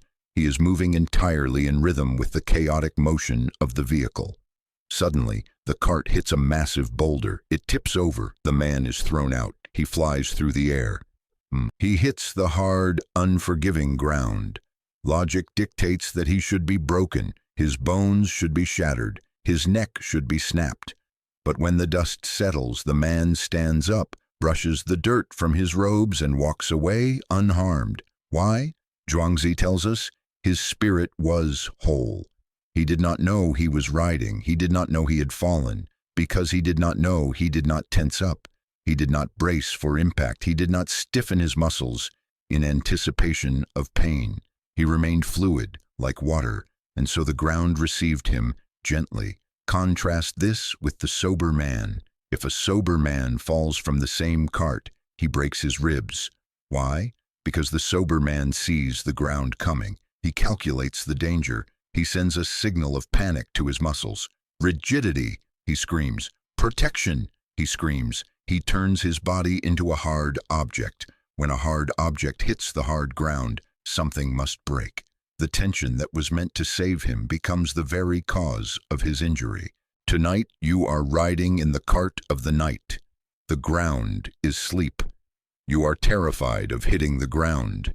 You are bracing yourself against the mattress. You are holding your neck stiff. You are clenching your jaw. You are the sober man, calculating the hours, calculating the fatigue, calculating the consequences. You are trying to control the fall. This rigidity is what hurts you. This rigidity is what keeps the system in a state of alarm. The man in Zurich, with his spreadsheets and his supplements, is the sober man. He is breaking his own bones with the force of his trying. To sleep, you must become the drunkard, not with wine, but with trust. You must cultivate the spirit of wholeness. This means realizing that the fall is not a danger. The fall into sleep is soft. The bed is designed to catch you. If you go limp, if you uncouple the mind from the muscles, you cannot be hurt. The universe protects the soft. The storm breaks the rigid pine tree, but it only bends the willow. Be the willow, be the drunkard. Feel the physics of your own body right now. Scan for the bracing. Are you holding your shoulders up as if to protect your neck from a blow? Drop them. Are you holding your stomach tight as if to protect your organs from a fall? Release it. Let your internal organs hang heavy in the cavity of your abdomen. Let your head be a heavy stone rolling in the grass. You do not need to anticipate the next moment. The next moment will catch you. The mattress is the hand of gravity, holding you up. You can stop holding yourself. You can be loose. You can be liquid. You can be whole. We move from the physics of the body to the psychology of the stakes. One of the most powerful engines of insomnia is the desire for a good result. We want to sleep well so that we can be productive tomorrow. We treat sleep as a performance. To dismantle this performance anxiety, we look to the story of the archer and the prize. Imagine a master archer standing in a field. He holds a bow made of yew wood. He is skilled. When he shoots for fun, just to hear the hum of the string and watch the flight of the arrow, his aim is perfect. He hits the center of the target every time. He is relaxed. He is breathing. He is one with the bow. He is shooting for nothing. Now change the scenario. The emperor places a brass buckle on the target as a prize. The archer looks at the buckle. He wants it. He draws the bow. His hands shake slightly. He hits the target, but not the center. He is shooting for something. Now the emperor places a prize of pure gold on the target, a fortune, a life-changing amount of wealth. The archer looks at the gold. His blood runs cold. He thinks about what he can buy. He thinks about losing. He draws the bow. His heart is pounding like a war drum. His vision blurs. He sees two targets. He is blinded by the prize. He releases the arrow. It goes wild. It misses the target completely. The archer's skill has not changed. His muscles are the same. His eyes are the same. The bow is the same. What has changed? The need. When the need for the result enters the mind, the skill leaves the body. The desire for the gold created a second mind, a mind that worries, a mind that calculates. This second mind interferes with the natural, intuitive action of the first mind. Tonight, you are the archer. Sleep is the gold. You have placed a massive value on it. You are saying, if I don't get this gold, tomorrow will be a disaster. I will fail at my job. I will be sick. You are staring at the prize. This is why your hand is shaking. This is why you are missing the target. You are trying too hard because you care too much.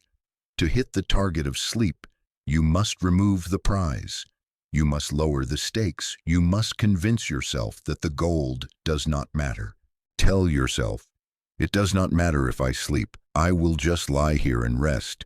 If I am tired tomorrow, I will be tired. It is not a disaster. It is just a sensation. By devaluing the prize, you steady the hand.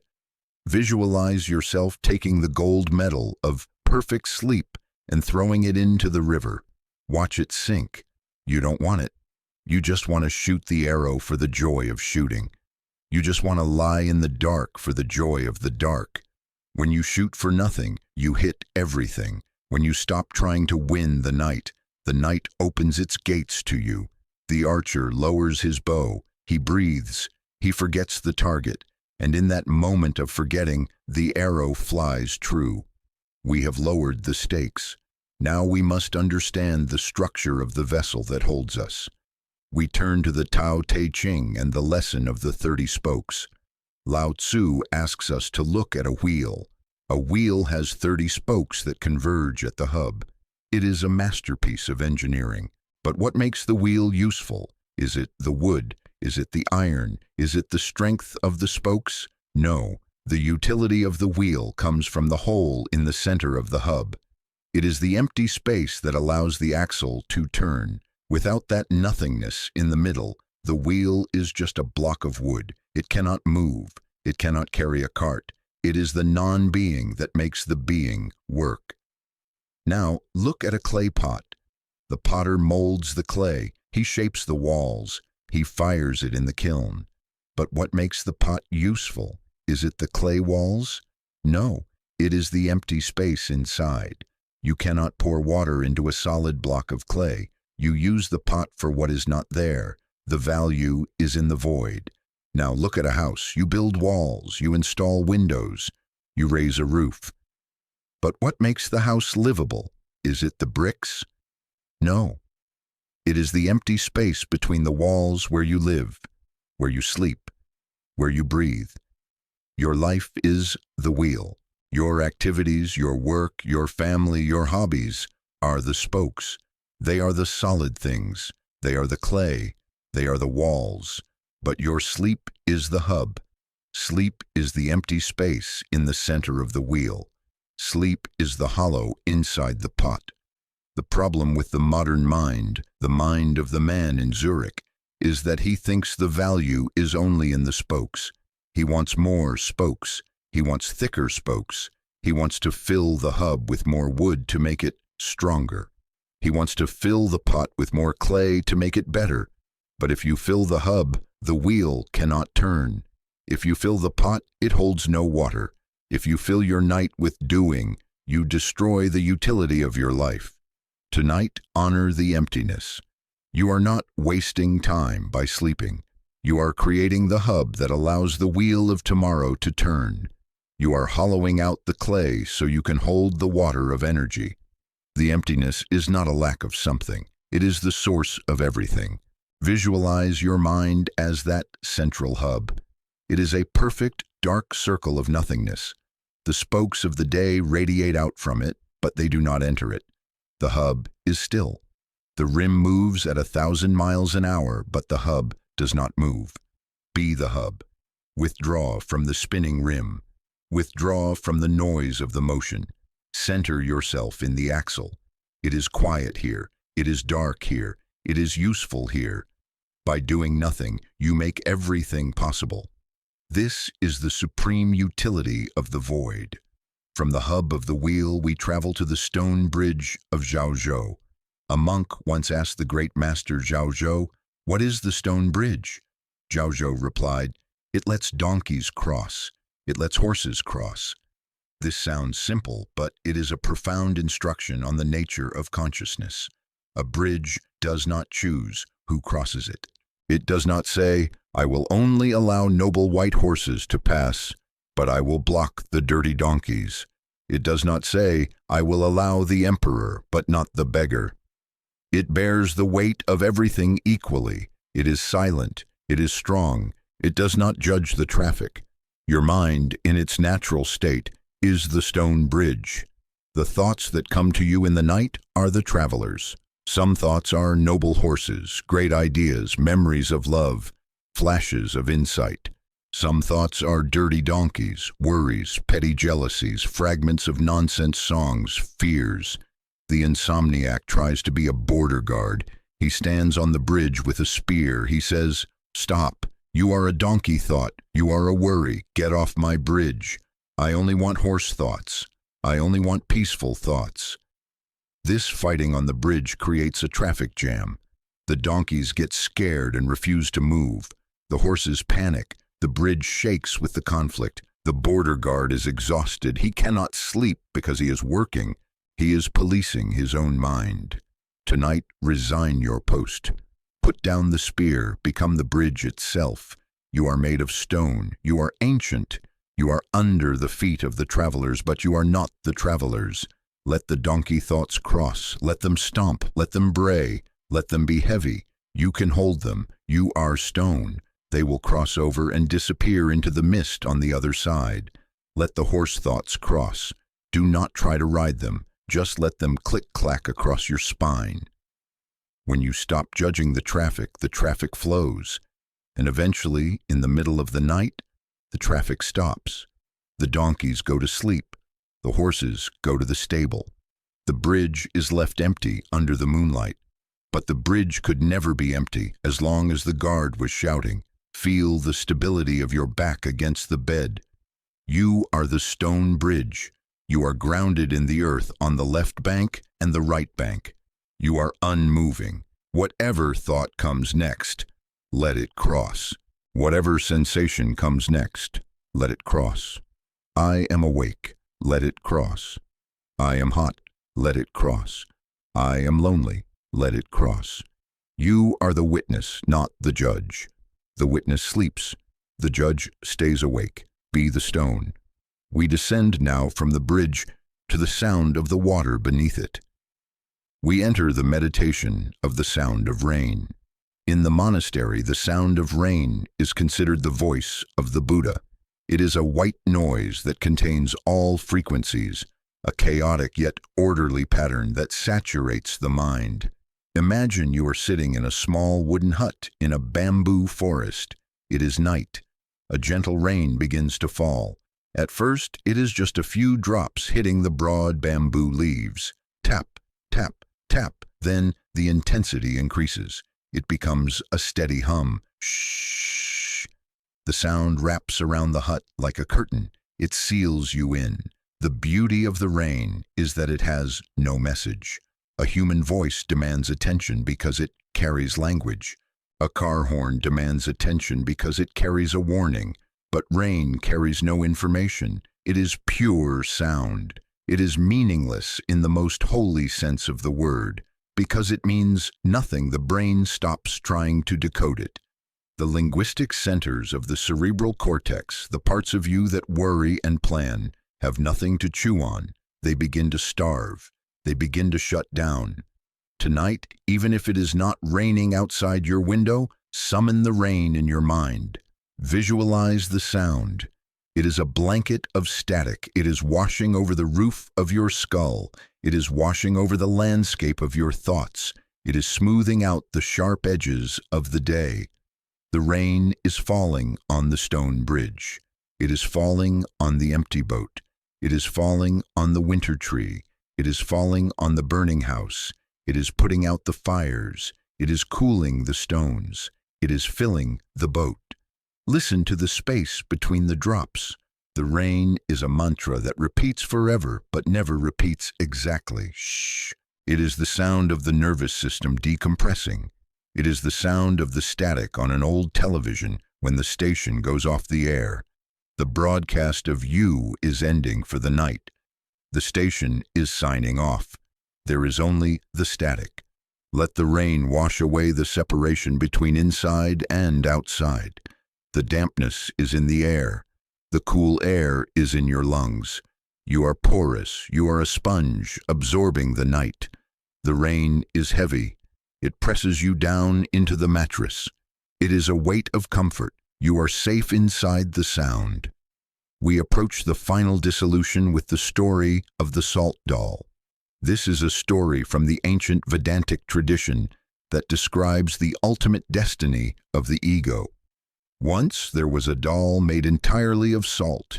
He was carved with sharp features, a nose, a mouth, fingers, toes. He was very proud of his shape. He was solid. He was distinct. He walked across the dry lands, measuring himself against the rocks and the trees. "I am me," he said. "I am hard. I am real." One day he came to the edge of the ocean.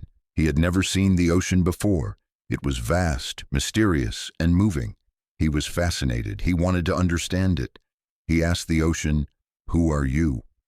The ocean replied with a roar of foam, "Come in and see." The salt doll was afraid. He knew that he was made of salt, and the ocean was water. He knew what water does to salt. But the pull of the mystery was too strong. He stuck one toe into the water. Immediately the toe dissolved. It was gone. He pulled his leg back. "You have taken my toe," he cried. The ocean said, "You have given your toe to understand a little bit of me. To understand more, you must give more." The salt doll stepped in with his foot. The foot disappeared. He stepped into his knees. His legs disappeared. He felt a strange sensation. He was losing his shape, but he was gaining a sense of vastness. He was becoming less doll and more water. He walked deeper. The water reached his waist. The water reached his chest. He was dissolving rapidly now. As the water reached his neck, the last part of his solid mouth whispered the final realization. "I am the ocean." And then he was gone. The man in Zurich is the salt doll standing on the dry sand. He is protecting his shape. He is afraid of the water. He thinks that if he dissolves, he dies. But you are the salt doll walking into the waves. Sleep is the ocean. To enter it, you must be willing to lose your toes, your knees, your name, your history. You must be willing to dissolve. Tonight, sacrifice the doll. Let the salt grains of your identity drift apart. Visualize the edges of your body losing their definition. You are melting. It is not painful. It is a release. It is the salt returning to the brine. You were always ocean water that had temporarily dried into a shape. Now you are wet again. You are fluid again. You are returning to the source. There is no you left to be awake. There is only the water. The water is deep, dark, and heavy. It moves with a slow tidal rhythm, in and out. The salt is suspended in the sea. The doll is gone. The struggle is over. We reach the final chapter, the great sleep. We zoom out now far beyond the ocean, far beyond the earth. We take the perspective of the cosmic eye. Visualize the earth from space. It is a small blue marble floating in a vast, velvety black void. See the side of the earth that is facing away from the sun. It is in shadow. It is night.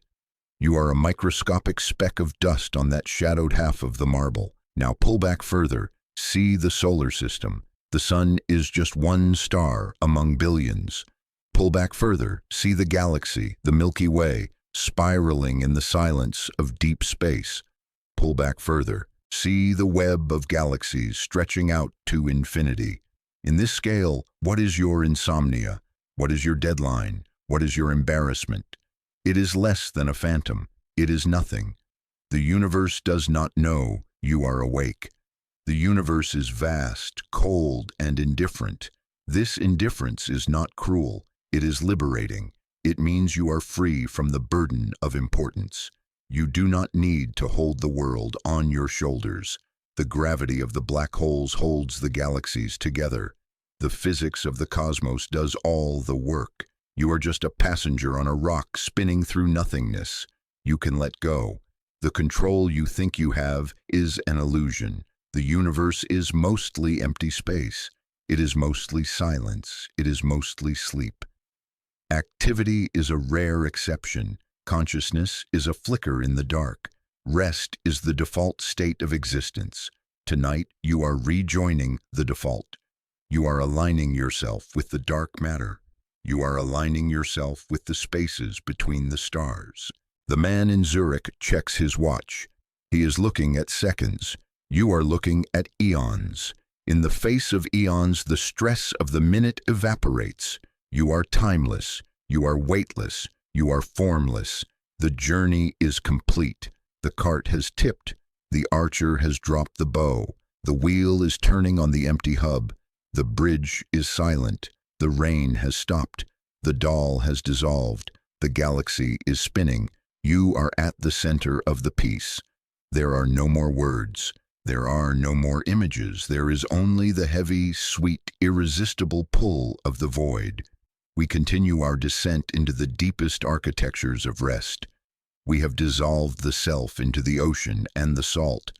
But the mind is a labyrinth with many chambers. To ensure the final door is unlocked, we must explore the physics of hollowness and the ancient wisdom of the bamboo forest. Visualize a dense forest of giant bamboo in the Arashiyama district of Kyoto. The stalks are thick, green, and tower 50 feet into the air.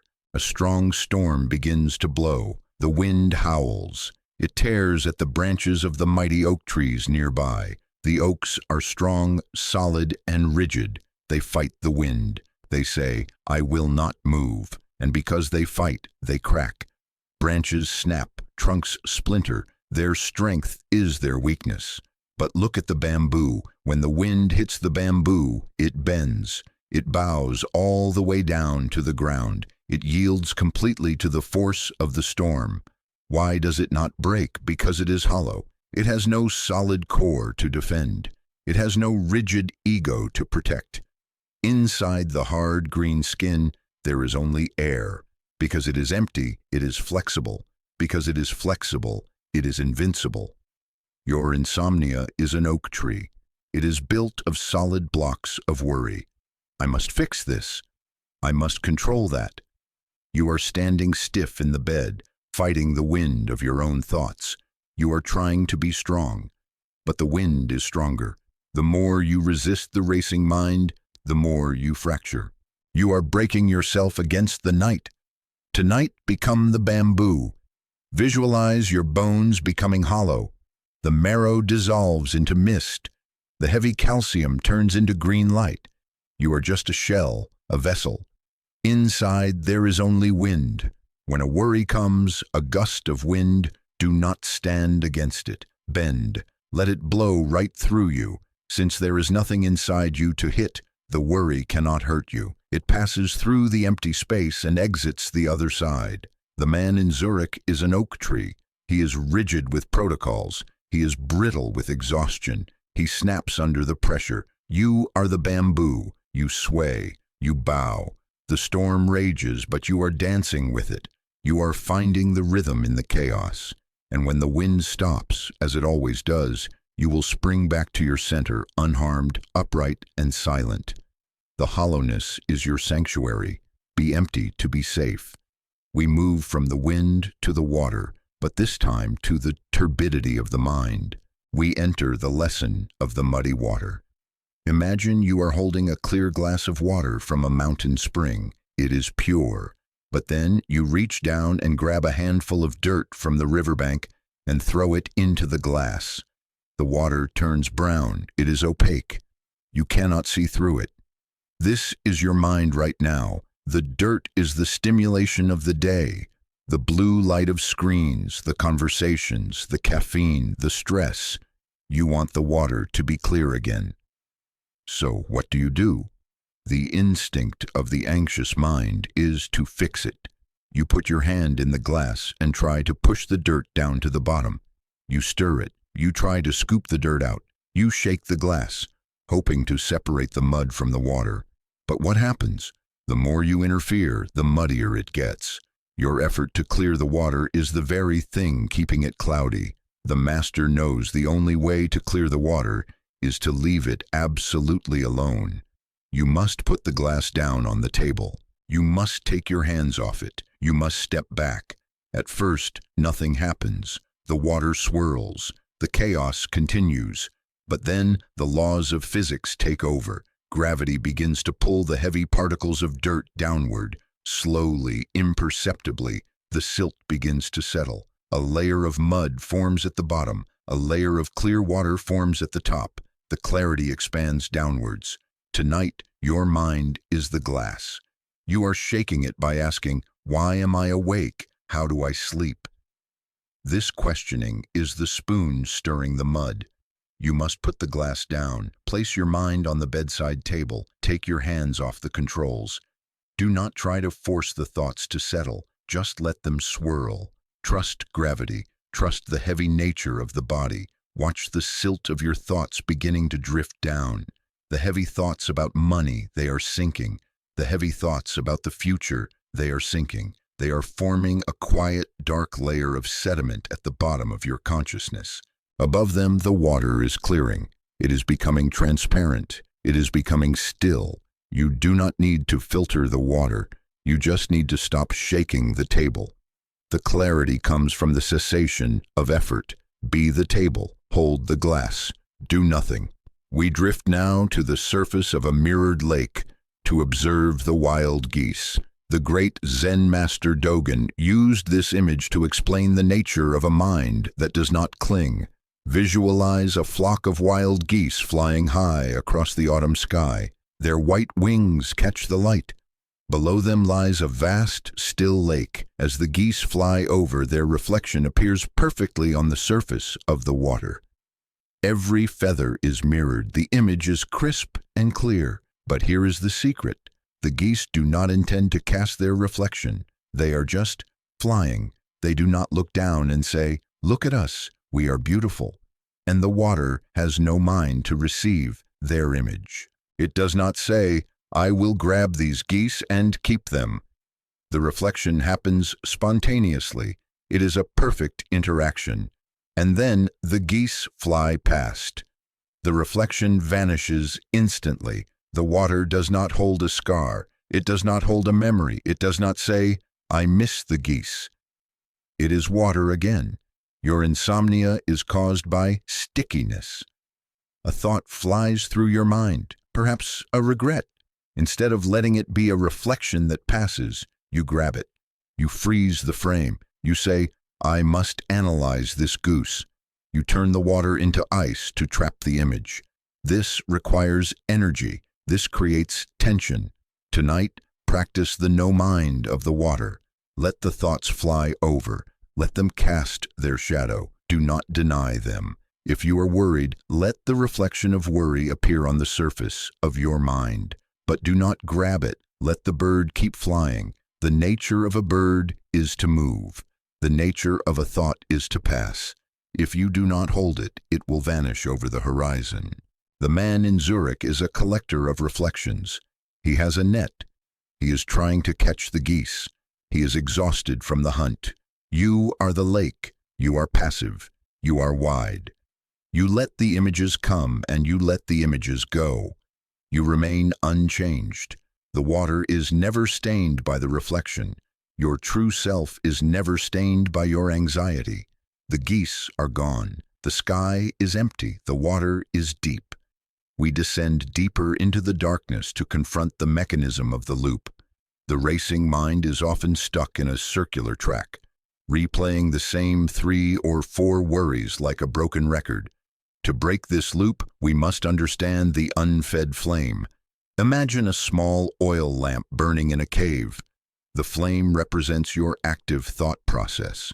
It dances, it flickers, it casts shadows on the wall that look like monsters. You are afraid of the monsters, so you stare at the flame.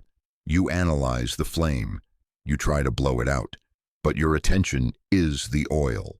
Every time you engage with a worrying thought, even to fight it, you are pouring more oil into the lamp. You are keeping it alive. You cannot blow out a fire with your breath because your breath is oxygen. You cannot kill a thought with more thinking. The only way to extinguish the flame is to starve it. You must stop pouring the oil. This means withdrawing your interest. When the thought, "I have so much to do tomorrow," arises, it is asking for oil. It wants you to solve it. It wants you to feel adrenaline. Instead, you must treat it with absolute indifference. You must become boring to your own mind. Do not answer the door. Do not engage the argument.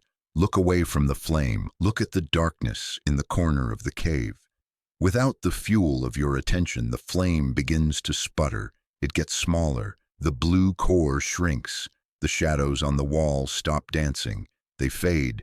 The monsters dissolve. It flickers once, twice, and then a thin wisp of smoke and silence. The darkness returns. This darkness is not empty. It is restful. It is the absence of the demand to see. You are cutting the fuel line to the Zurich machine. You are bankrupting the anxiety by refusing to pay the tax of attention. Let the fire die. Let the wick go cold. You do not need the light to sleep. You need the dark. We move now to the perception of time and the illusion of the tortoise.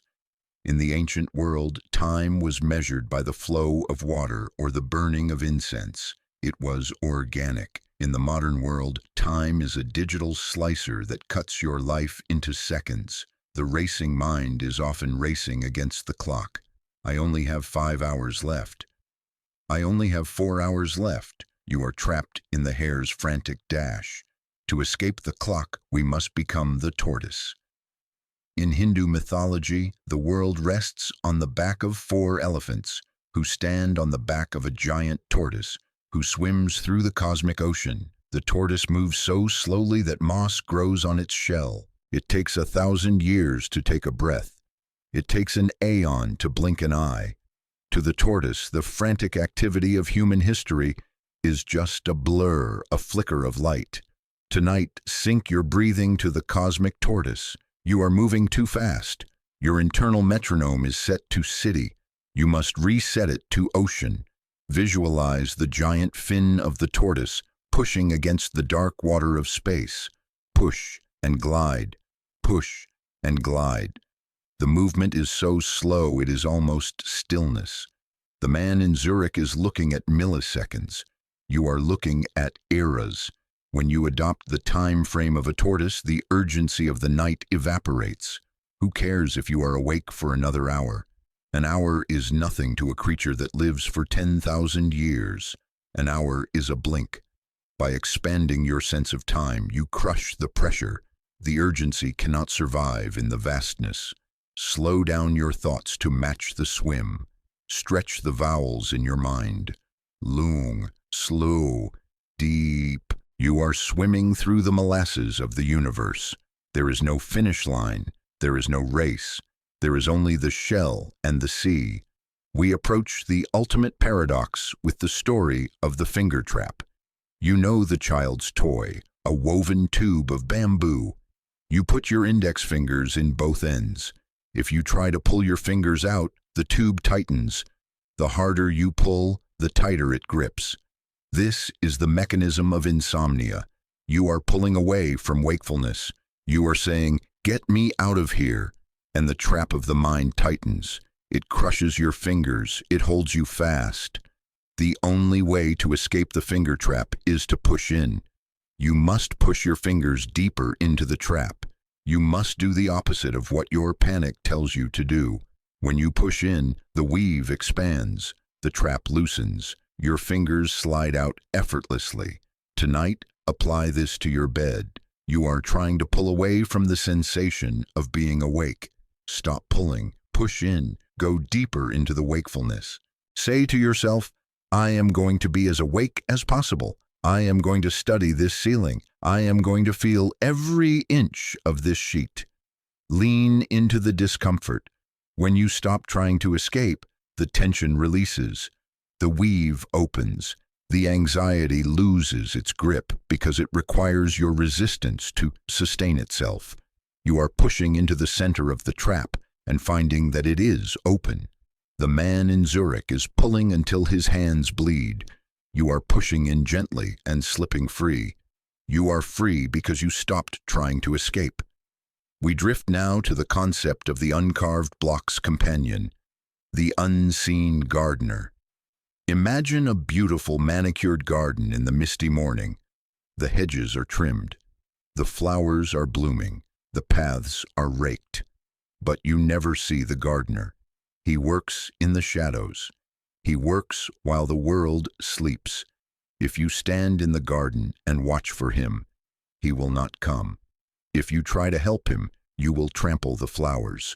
Your subconscious mind is the unseen gardener. It knows how to repair your body. It knows how to file your memories. It knows how to wash your brain of toxins. It does this work every night, but it is shy. It cannot work while you are watching. It needs you to leave the garden.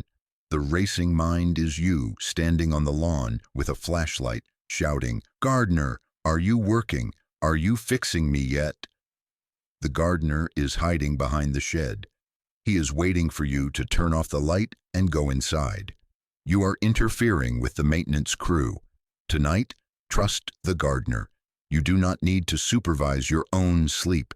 You do not need to manage your own recovery. It is an automated process. It is older than you. It is smarter than you. Your only job is to leave the premises. Lock the door, pull the curtains, abandon the control room. Visualize yourself walking away from the garden of your body. Walk up the steps to the high tower of oblivion. Look down. The garden is dark. You can't see anything. That means the gardener is coming out. The work is beginning. The healing is starting. You are safe to leave. We reach the chamber of silence, but this is not just the absence of sound. It is the presence of space. We look to the teaching of the gaps. Music is not made of notes. If you play all the notes at once, it is just noise. Music is made of the silence between the notes. It is the gap that gives the note its shape. The rhythm is defined by the pause. Your life is a song. The events of the day are the notes. They are loud. They are high-pitched. But sleep is the rest. It is the pause between the measures. The man in Zurich is trying to play a song with no rests. He is hammering the keys continuously. It is a cacophony. It is unbearable. You are creating the space. You are lengthening the gap. Visualize the musical score of your life. You are taking a red pen and drawing a long horizontal line of rest. Rest. Rest. Rest. The notes have stopped. The vibration is hanging in the air. Feel the space between your thoughts. At first, it is short. Thought. Space. Thought. Now, widen it. Thought. Space. Thought. Now, make it infinite. Thought. Space. The gap is where you live. The notes are just interruptions. You are the silence that holds the melody. You are the canvas that holds the paint. Sink into the white space. Sink into the gap. It is expanding. It is swallowing the music. There is only the pause. We conclude this extension with the image of the snow. We travel to a remote temple in the mountains of Hokkaido. It is the dead of winter. A heavy blizzard has been falling for 3 days. The snow is deep. It covers everything. It covers the sharp rocks in the garden, making them soft and round. It covers the muddy path, making it pure white. It covers the trash and the treasures equally. It unifies the world. Under the blanket of snow, you cannot tell what is a bush and what is a stone. All distinctions are erased. All edges are softened. This is the great leveler of sleep. The snow of delta waves is falling on your brain. It is covering the sharp rocks of your problems. They are still there, perhaps, but they are buried under 3 feet of soft, white powder. You cannot cut yourself on them tonight. They are muffled. The snow is silencing the world. It absorbs the sound.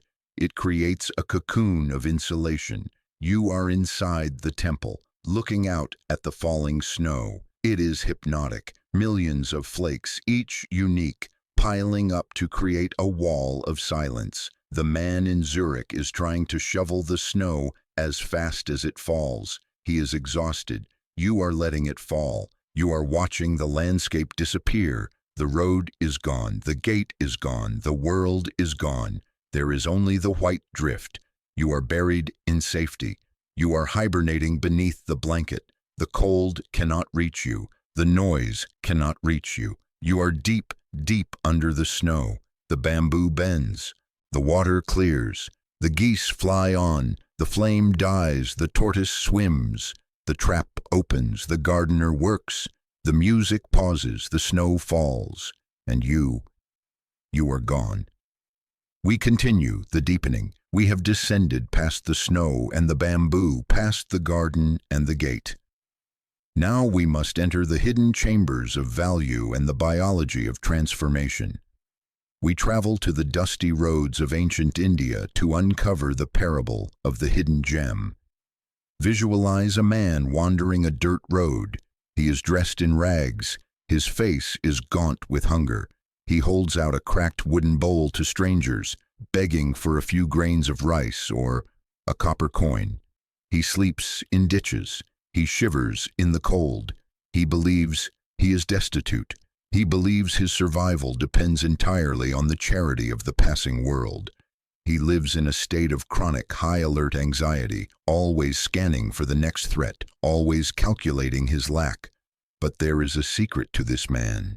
Years ago, he visited the house of a wealthy friend. They drank wine and laughed into the night. The man fell asleep in a drunken stupor. The wealthy friend, having to leave on a sudden journey and wanting to help his companion, took a priceless diamond, a gem that could buy a kingdom, and sewed it inside the lining of the man's sleeping robe. He hid it where it would be safe, right against the man's chest. The man woke up alone. He grabbed his robe and left, never realizing what he was carrying. For years he walked the earth, suffering, begging, and starving, while the solution to all his problems beat rhythmically against his own heart. He looked out there for salvation, while he carried a fortune in here. Tonight, you are the wanderer. You are lying in bed, begging the universe for a little bit of rest. You are begging for a few grains of sleep. You think you are poor. You think you are broken. You look at the man in Zurich with his machines and pills, and you think the answer is something you must acquire. You think sleep is a commodity you have lost, but the gem is sewn into the lining of your biology. The capacity for deep, comatose sleep is not a skill you need to learn. It is not a product you need to buy. It is encoded in your DNA. It is sewn into the lining of your brainstem. You are a billionaire of rest acting like a beggar of insomnia. The diamond is the pineal gland waiting to release melatonin. The diamond is the parasympathetic nervous system waiting to engage. Stop holding out your bowl. Stop asking the night for permission. Feel the robe against your chest. Feel the weight of the gem. You already have it. You are it. The anxiety comes from the belief in poverty. I don't have enough sleep. But the truth is, the sleep is already there, waiting for you to stop searching and start feeling. The man in Zurich is still wandering the markets, looking for a better pillow, looking for a better noise machine. He is a beggar in a silk suit. You are discovering the diamond. You are realizing that you are self-contained. You generate your own peace. You manufacture your own darkness. Focus on the center of your chest. Imagine a warm, hard light glowing beneath the skin. That is the gem. It is the core of your stability. You do not need the world to help you sleep. You have the treasure. You can stop walking. You can stop begging. You can just lie down and be rich. Rich in silence, rich in stillness, rich in the night. We move from the hidden wealth to the necessary destruction. We enter the biology of the chrysalis. Most people think of the butterfly as a symbol of beauty, but the process of becoming one is a process of total, terrifying liquidation. Visualize a caterpillar. It is a creature of the earth. It eats, it crawls, it has a shape, it has a job, it is busy. This is you during the day. You consume information. You crawl through traffic. You have a defined structure. But then the caterpillar feels the ancient call to rest. It spins a cocoon. It seals itself inside a dark, tight chamber. What happens inside is not a peaceful nap. It is a catastrophe. The caterpillar releases enzymes that dissolve its own body. It digests itself. It melts. The legs fall off. The head dissolves. The muscles turn into soup. If you cut open a cocoon halfway through the process, you would not find a half caterpillar, half butterfly. You would find a chaotic, nutrient-rich liquid. The creature has ceased to exist as a solid object. This is the imaginal soup. In this soup, there are tiny clusters of cells called imaginal discs. These discs use the raw material of the melted caterpillar to build the wings, the antennae, the eyes of the butterfly. But the construction cannot happen without the destruction. The structure must fail for the transformation to occur. Your insomnia is often a resistance to the soup phase. You want to sleep, but you want to remain you. You want to keep your structure. You want to keep your opinions, your schedule, your identity intact. You are afraid to melt. You are a caterpillar trying to grow wings while refusing to let go of your legs. Tonight, you must enter the cocoon willingly. The bed is the chrysalis. The darkness is the silk. You must allow the enzymes of sleep to dissolve your identity. Feel your legs turning to liquid. They are no longer the legs that walk to the office. They are just heavy fluid. Feel your mind turning to soup. It is no longer the mind that solves problems. It is just a swirling potential. The man in Zurich is terrified of the melt. He holds himself rigid because he thinks structure equals safety. He does not know that the soup is where the magic happens. You are safe to dissolve. You are safe to lose your shape. You cannot be rebuilt until you are unbuilt. Surrender to the liquefaction. Let the boundaries of your ego soften and run like hot wax. It is a messy process. It is a chaotic process. But it is the only way to fly tomorrow. You are not dying. You are becoming soup. Be the soup. Warm, dark, formless, waiting for the imaginal discs to do their silent work. We drift now from the biological to the geological. We tune our frequency to the sound of the mountain. In the Zen tradition, there is a distinction between the valley spirit and the mountain spirit. The valley is full of streams. Streams are loud. They babble. They crash over rocks. They are constantly changing direction, reacting to every obstacle. This is the monkey mind, or the surface mind. It is high-pitched and frantic, but above the streams stands the mountain. The mountain does not babble. It hums. It emits a low-frequency vibration, a resonance of millions of tons of granite pressing into the earth. It is the sound of deep time. It is the sound of stability. It does not react to the weather. It endures it. Your racing mind is the stream. You are listening to the babble of your own thoughts. Chatter, chatter, chatter. You are trying to silence the stream by shouting at it. But you cannot silence a stream. You can only move your attention. You must climb out of the valley. You must put your ear against the granite of the mountain. Tonight, visualize your body as a mountain range. Your legs are the foothills. Your chest is the cliff face. Your head is the peak in the clouds. Shift your listening from the high-frequency thoughts to the low-frequency body. Listen to the hum of your blood. It is a dark, rhythmic thrumming. Whoosh, whoosh. It sounds like the earth rotating. The man in Zurich lives in the valley. He buys apps that play the sounds of streams, hoping it will relax him.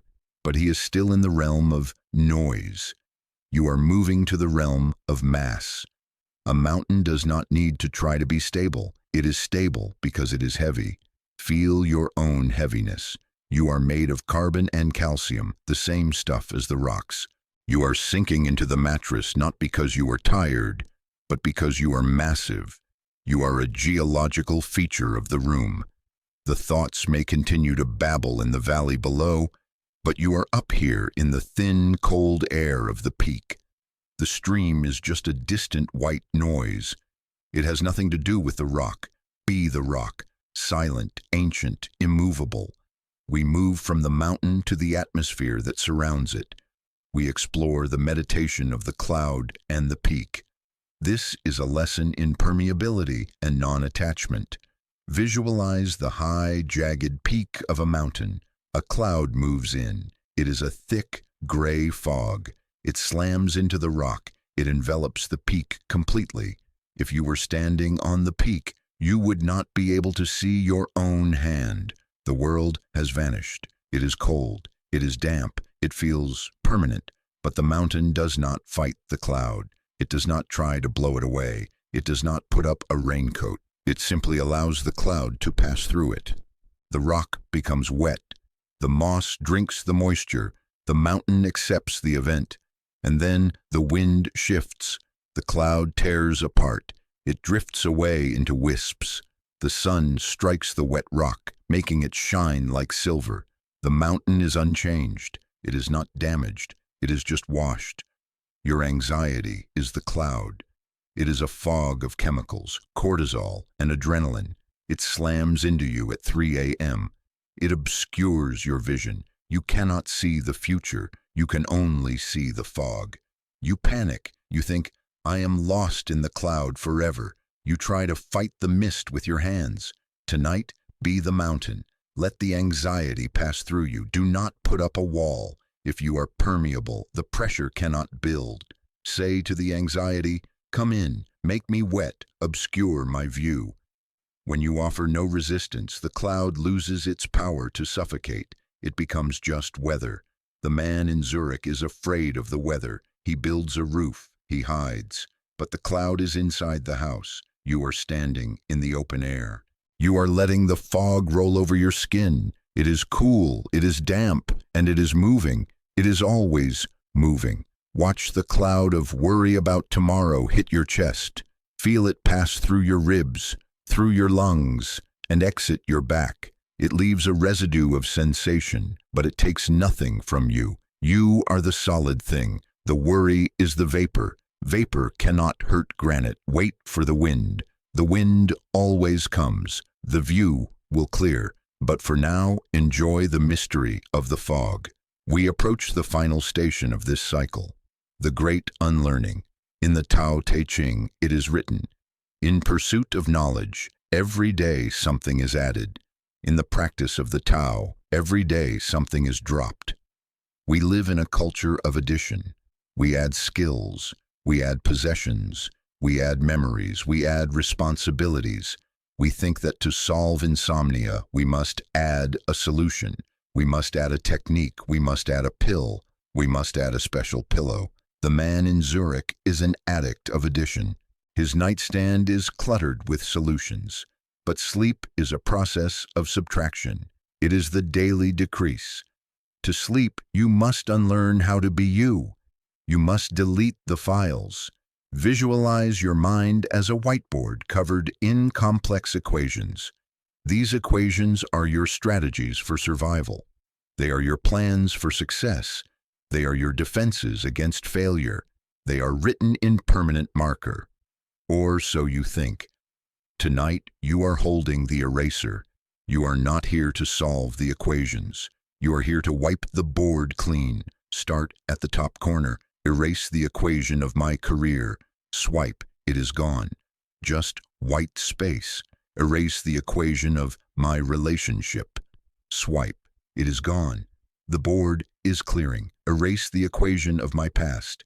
Swipe, the history is gone. Erase the equation of my future. Swipe, the projection is gone. Erase the equation of my name. Swipe, the identity is gone. Feel the relief of the white space. The board was crowded. It was chaotic. Now it is empty. It is pure. This is the state of the uncarved block returning. You are decreasing. You are becoming less smart. You are becoming less capable. You are becoming less interesting. You are becoming nothing. And in this nothingness, there is no friction. Equations create conflict. White space creates peace. You are performing a system restore on your own consciousness. You are reverting to the blank slate of the infant. The man in Zurich is frantically writing new formulas on the board, trying to calculate the trajectory of his sleep. You have dropped the marker. You have picked up the eraser. You are making it all go away. See the white dust falling from the board. It settles on the floor like snow. The board is gleaming. It reflects the moonlight. There is nothing left to figure out. The class is over. The school is closed. You can go home. The diamond is found. The caterpillar has melted. The mountain is humming. The cloud has passed. The board is clean. You are light. You are empty. You are free. Sleep.